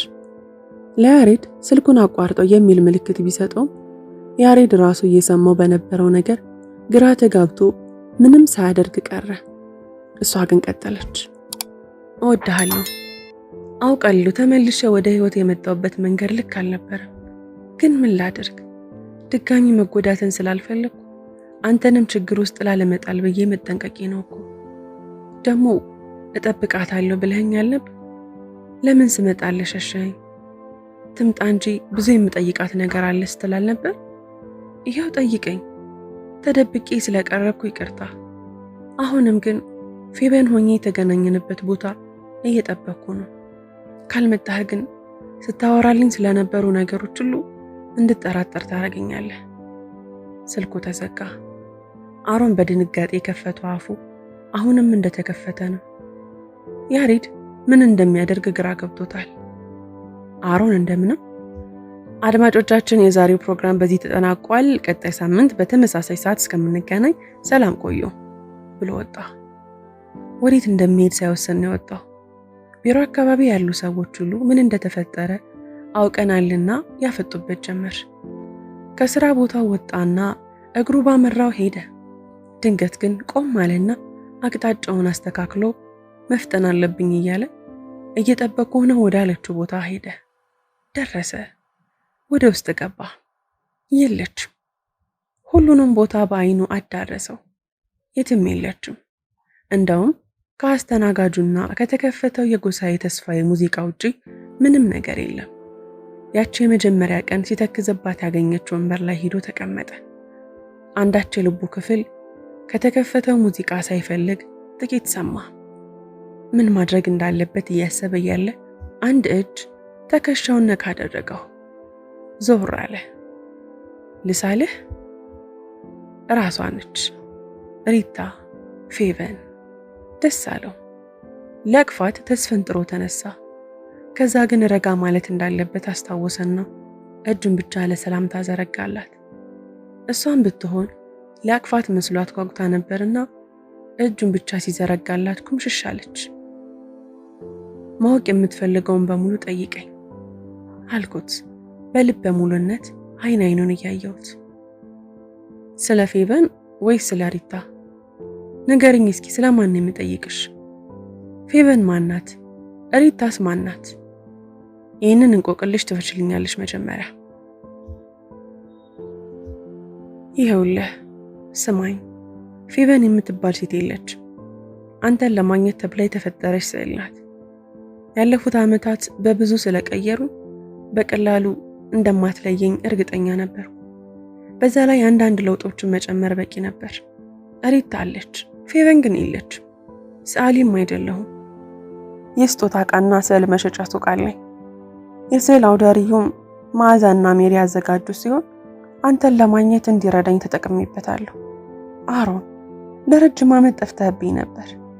አንድ ቀን ግን መዓዚ እጅ ላይ ከነበረ አንድ መጽሐፍ ላይ ስምህን አየሁት። በእውነት ከምታስበው በላይ በጣም ነበረ ደስ ያለኝ። ላገኘህ አሰኘኝ፣ ግን ደግሞ ሰጋሁ። ጓደኛ፣ ትዳር፣ ቤተሰብ፣ ልጅ የሚባሉ ነገሮች ካሉ ድንገት መጥቼ እንዳረብሽ ፈራሁ። ስለዚህ በሌላ መንገድ ቀርቤ ላረጋግጥ ፈለግኩና ፌቨንን ፈጠርኳት። አሮን፣ እኔ መጽሐፍ የማነብ አይነት ሰው አይደለሁም። እንኳን የውጭና የሀገር ውስጥ እያልኩኝ ለማማረጥ ይቅርና ያንተን ግን በአንድ ሌሊት ጨረስኩት። የዛኔ ነበር ያላወቅኩ የመጽሐፍ አንባቢ መስዬ ልቀርብ የወሰንኩት። መዓዚና ሜሪ ስለ መጽሐፍ የሚሰጡትን አስተያየት ሸምድጄ ሳጠና ከረምኩ እና በምታውቀው መልክ ቀረብኩ። ባይገርምህ ስዕሉን ራሱ ሜሪ አብራኝ ነበረች። ሳል አድርጋ ነው ሰጣኝ የመጣሁት እንጂ እኔ ስዕል አልችልም። እና ደግሞ ስለ ትኬቶቹን ልሰጥህ የሚያስችል መንገድ ስላጣው እንደረሳሁት አድርጌ ያውም አንድ ባደርገው ሊጠረጠር ይችላል ብዬ ሁለቱም መጽሐፍ ውስጥ አድርጌ አንብበው ብዬ ሰጠሁህ። ባይገርምህ የመጀመሪያ ቀን ላይ ነበር ትመጣለህ ብዬ ጠበቅኩት። አንተ ግን ቀረህ። ትኬቶቹን አላገኛቸው ይሆን የሚል ሐሳብ ገባኝ። በሁለተኛው ቀን ብትቀር ምን እንደማደርግ አላቅም ነበር። ተስፋ እየቆረጥኩ በነበረበት ሰዓት ግን መጣ። አሁን ግን ወቀው ያ ሁሉ ድራማ ነበር። የሚሰማውን ለማመን እንደተቸገረ ያስታውቃል። ያ ሁሉ ውሸትና ድራማ፣ ያ ሁሉ አብረን ያሳለፍነው ደስ የሚል ጊዜ፣ ጓደኝነትሽም፣ ሳቅሽም፣ እንባሽም ሁሉም ውሸት ነው? እንዴት ሆነልሽ? በፈጣሪ እንዴት ቻልሽው? አትሳሳት አሮን፣ ስሜ ብቻ ነው የውሸት፣ እንባይና ሳቄ እውነት ናቸው። ሌላው ሁሉ ልክ ነው። እመነኝ አሮን፣ ስለምወድህ እንጂ ልጎዳህ ብዬ ያደረኩት አንዳች ነገር የለም። አየር በረጅሙ ስቦ አስገባና ቀስ እያደረገ ለቀቀው። ከዛ እሺ ፌቨን ስለምታያት አሻንጉሊትሽ ይብቃሽና ስለ ሪታ ንገሪኝ። ለምን ነበር ጥለሽኝ ሄድሽው? ምን ነበር ልብሽን እንደዛ ድንጋይ ያደረገው? እሱን እዚህ ባናወራ ደስ ይለኛል። ለምን? አይ እዛው ስለ ሪታ የነገርከኝ ዕለት ከነበርንበት መናፈሻ ሆነ እነግርሃለሁ። ትንሽ እንደማቅማማት አለና እሺ ብሎ ተነሳ። እየተረጋጋ እንደሆነ ያስታውቃል። ጥሩ እንደሚሆን ውስጤን የተሰማኝ ወደ መናፈሻው ሄድንና ያኔ እሱ ሲነግረኝ ከነበረበት ቦታ እኔ ከነበርኩበት ቦታ ደግሞ እሱ ተቀመጠ። አይን አይኔን እያየ ይጠብቀኝ ጀመር። በረጅሙ ትንፋሽ ወስጄ ጀመርኩለት። ህይወቴ መበላሸት የጀመረው አንተ እንዳልከው 12ኛ ክፍልን ስንጨርስ የተዘጋጀው የግብዣ ምሽት ላይ ነበር። ከቤት ጓደኞቼ ጋር እንደማደር ስናገር ስለተፈቀደልኝ እንደፈለግን ስንጫወት እንደምናመሽ ልነግርህ እየፈነደኩኝ ስመጣ ከሆነ ሰው ጋር ስታወሪ አየውሽ ብለህ እንደማኩረፍ አድርጎሃል። በዚሁ ስሜት ሆነ ወደ ዝግጅቱ ሄድ። እዛም ደህና ቆይተን ምን እንዳሳሰበህ አላቅም፣ ድንገት ተጨቀጭቀኝ ጀመር። እኔ ደግሞ ሆነ ብዬ ወይም አስቤበት ሳይሆን በአጋጣሚ ነው አብረን ያየህን ብዬ ላሳምንህ ሞከርኩ። አንተ ግን ጭራሽ የማይሆን ነገር ተናገርከኝ እና ወጣህ። ካንተ ይህንን ጠብቄ አላቅም ነበርና አዘንኩ፣ ተናደድኩ፣ ከመጠጡም አበዛሁ። ትንሽ ቆይቼ ደግሞ ሳስበው እሱ ንጹህ ነው፣ እኔ ነኝ እንዲህ እንዲያስብ ያደረኩት ብዬ በራሴ ተበሳጨሁ። ጠጣሁ። መጀመሪያ ባንተ ቀጥዬ በራሴ ተናደድኩና አብዝቼ ጠጣሁ። በህይወቴ ለመጀመሪያ ጊዜ ሰከርኩ። ከአጠገቤ ያሉትን ሰዎች እንኳን መለየት አልቻልኩም ነበር። አንድ ሰው ከአጠገቤ መጥቶ ምን እንዳወራችኝና ምን እንደመለስኩላት አላስታውስም። ከዛ በኋላ ትዝ የሚለኝ ጠዋት ስነቃ ራሴ ሊፈነዳ እንደደረሰ ነው። ምን ሆኜ እንደሆነ ላስታውስ በሞክር ምንም ነገር ትዝ አላለኝ አለ። ያለሁበትን ቦታ ራሱ መለየት አልቻልኩም ነበር። እንደምንም ብዬ ከአልጋው ለወርድ የለበስኩትን ብርድ ልብስ ሳነሳው ክው ብዬ ቀረሁ። ራቁቴን ነኝ። ተመልሼ ወደ አልጋው ገብቼ ለበስኩኝ። አፈርኩ። ከአፈር የቀለልኩ ያህል ተሰማኝ። ምን እየተካሄደ እንደነበረ ሳስታውስ ከአንተ ጋር መነጋገሬ፣ መጠጣትና መስከሬንና ሌሊት ላይ ትንሽ ሆዴ አካባቢ ህመም ሲሰማኝ እንደነበረ ብቻ ትዝ አለኝ። ማን አብሮኝ መጣ? ማን አብሮኝ እንደነበረ እንኳን አላቅም። እንደምንም ልብሴን ለብሼ ስወጣ ያደረኩት ዝግጅቱ ከተካሄደበት ሆቴል መሆኑን አወቅኩ። በቀጥታ ወደ ቤት ሄጄ ስቅስቅ ብዬ አለቀስኩ። ተስፋ ያደረጉብኝም ቤተሰቦቼ በተለይ እናቴን እንዳዋረድኳት ተሰማኝ። አሮንን ከነማዕረጌ ያልጠበቅኩት ክብረ ቢስ ነኝ የሚለው ሐሳብ አንገሸገሸኝ። ቀኑን ሙሉ ሳለቅስ ዋልኩ። ቤተሰቦቼም ምን እንደሆንኩኝ ግራ ገብቷቸው ሲጨነቁ አሉ። ከ3 ቀናት በኋላ አንተ መጣህና ይቅርታ አልከኝ። አልቻልኩም። እኔው በድየው እኔን ይቅር በይኝ ይለኛል። ምንም ሳልለ ተመለስኩ። የት ተመላለስክ ጠየቀኝ። አልታወቀህም እንጂ በተመላለስክ ቁጥር ቁስሌን ደጋግመህ እየነካኸኝ ነበር። አልታወቀህም እንጂ ደጋግመህ በመጣህ ቁጥር አንተ እየገዘፍክብኝ፣ እኔ ደግሞ እያነስኩ ነበር። አመመኝ። አንድ ቀን ግን ያለ አግባብ ማንከራተቴ አግባብ እንዳልሆነ ተሰማኝና ይቅርታ ነሽ ብዬ ተቀበልኩ። ዩኒቨርሲቲ ከመግባታችን በፊት ግን የተፈጠረውን እንደምነግርህ ለራሴ ቃል ገባሁ። በዚህ መሃል ደግሞ እንደምታውቀው እናቴ ያረፈች። ሐዘኔ በረታ። በእኔ ኃጢአት ምክንያት ነው ወይ ብዬ ከአምላኬ ጋር ጭቅጭቅ ያስኩኝ። ይባስ ብሎ የዩኒቨርሲቲ መግቢያ ፈተና ውጤት ሲመጣ አንተ በጥሩ ሁኔታ አለፍክ፣ እኔ ደግሞ ቀረሁ። ውድቅ ድቅቅ እልቅ ስል ተሰማኝ። ነገ ይጠፋኝ፣ እንዴት አድርጌ ልናፍቀው? ቀኖች በሄዱ ቁጥር መቼ ስለ ጉድ ፈጥሮኝ የለም። በለቅሶና በሐዘኑ ምክንያት ይሆናል እያልኩኝ ሳሳብብ ቆይቼ ነበር። ግን የወር አበባ ቀረ። ተደብቄ ሄጄ ስመረመር የ2 ወር እርጉዝ ነሽ አሉ። ምን? ለመጀመሪያ ጊዜ አቋረጠኝ። ጣቴን ከንፈሩ ላይ ጣል በማድረግ ዝም ብለህ ስማኝ የሚል ምልክት አሳየሁትና ዝም አለልኝ። እኔም ቀጠልኩ። እርጉዝ ነሽ ስባል ከመሳቅ ውጪ ምንም አላልኩም። አልቅሼ ያልገፋዋትን አለም እስኪ ስቄ ደግሞ ላባብላት ያልኩኝ ይመስል ነበር ሁኔታዬ። ከዛ ሁሉ ጭንቀት ሲበረታ የነበረው ባንተ ነበር። አሁን የተፈጠረው ግን ላንተ የሚገባ አይደለም ብዬ ባንተም በህቴም ጨክኜ በቆራጭ ወረቀት ብቻ ተሰናብቻችሁ ጠፋሁ። በገንዘብ በኩል አባቴ ሲሞት በእኔ ስም የተቀመጠ ብር ስለነበር አልተቸገርኩም። እዚሁ አዲስ አበባ ሰው ሊያውቀኝ አይችልም ብዬ ካሰብኩበት ሰፈር ገባሁ። ነገዬን ናፍቄ ሳይሆን ግድ ሆኖብኝ መኖሬን ቀጠልኩ። ባይገርም ሆዴ ውስጥ ያለው ጽንስ ራሱ ምንም አይናፍቀኝም ነበር። የምጓጓለት ነገርም አልነበረኝም። ነገር ግን አንድ ቀን ራሴ ላይ መጥፎ ነገር ለማድረግ አስቤ አላቅም። 7 ወር እስኪሞላኝ ድረስ ቤት ላለመቀመጥ ስል በአንድ ትልቅ ቤት ውስጥ ዕቃ ጣቢ ሆኜ ስሰራ ቆየሁና 7 ወር ሲሞላኝ አርፌ ቤቴ ቁጭ አልኩኝ። ከዛ እና ልጅሽ የት ነው አሁን? አባቱስ? አሁንም አቋረጠኝ። በድጋሚ እንዳቋረጠኝ ምልክት ሰጠሁትና ቀጠልኩ። አባትየውን የማውቅበት እድል አልነበረኝም። በእርግጥ ያን ምሽት አብረውን ከነበሩ ጓደኞቻችን አጠያይቄ ማወቅ እችል ነበር። ነገር ግን አልፈለግኩምና አላወቅኩትም። 9ኛ ወር የገባ ሰሞን ወደ ገበያ ሲሄድ እኛ ሰፈር ላይ ያለች አንድ ቁልቁለት ላይ አንሸራተተችኝና ስወድቅ ራሴን ሳትኩ። ስነቃ ራሴን ክሊኒክ አገኘሁት። ሆዴ አካባቢ በከባዱ እያመመኝ ነበር። ማንም የሚያቀኝ ሰው ባጠገቤ ስላልነበር መንቃቴን እንኳን ያወቁልኝ ተረኛ ነርሷ እንዴት እንደዋልኩኝ ልታይኝ ስትመጣ ነው። እሷም ስታይ አይዞሽ ደህና ነሽ፣ ቆይ ዶክተርን ልጥራልሽ ብላኝ ዶክተሩን ይዛው መጣች። በተጨነቀ ፊት አየኝና ግንባሬን እየነካካ ደህና ነሽ? አይዞሽ በቅርቡ ከዚህ ትወጫለሽ አለኝ። ሆዴ ውስጥ ያለውስ ልጅ ደህና ነው ስለው አዝናለሁ፣ ጽንሱን ማትረፍ አልቻልንም፣ ጠንከረበኝ። አንቺን ማትረፍ መቻላችን ለኛ ተአምር ነው ብሎኝና አንዳንድ ማጽናኛ ሐሳቦችን ሰጡኝ ወጣ። ታውቃለህ እንደዛች ደቂቃ ሆዴ ድረስ ስላለው ነገር ምንም ደንታ አልነበረኝም።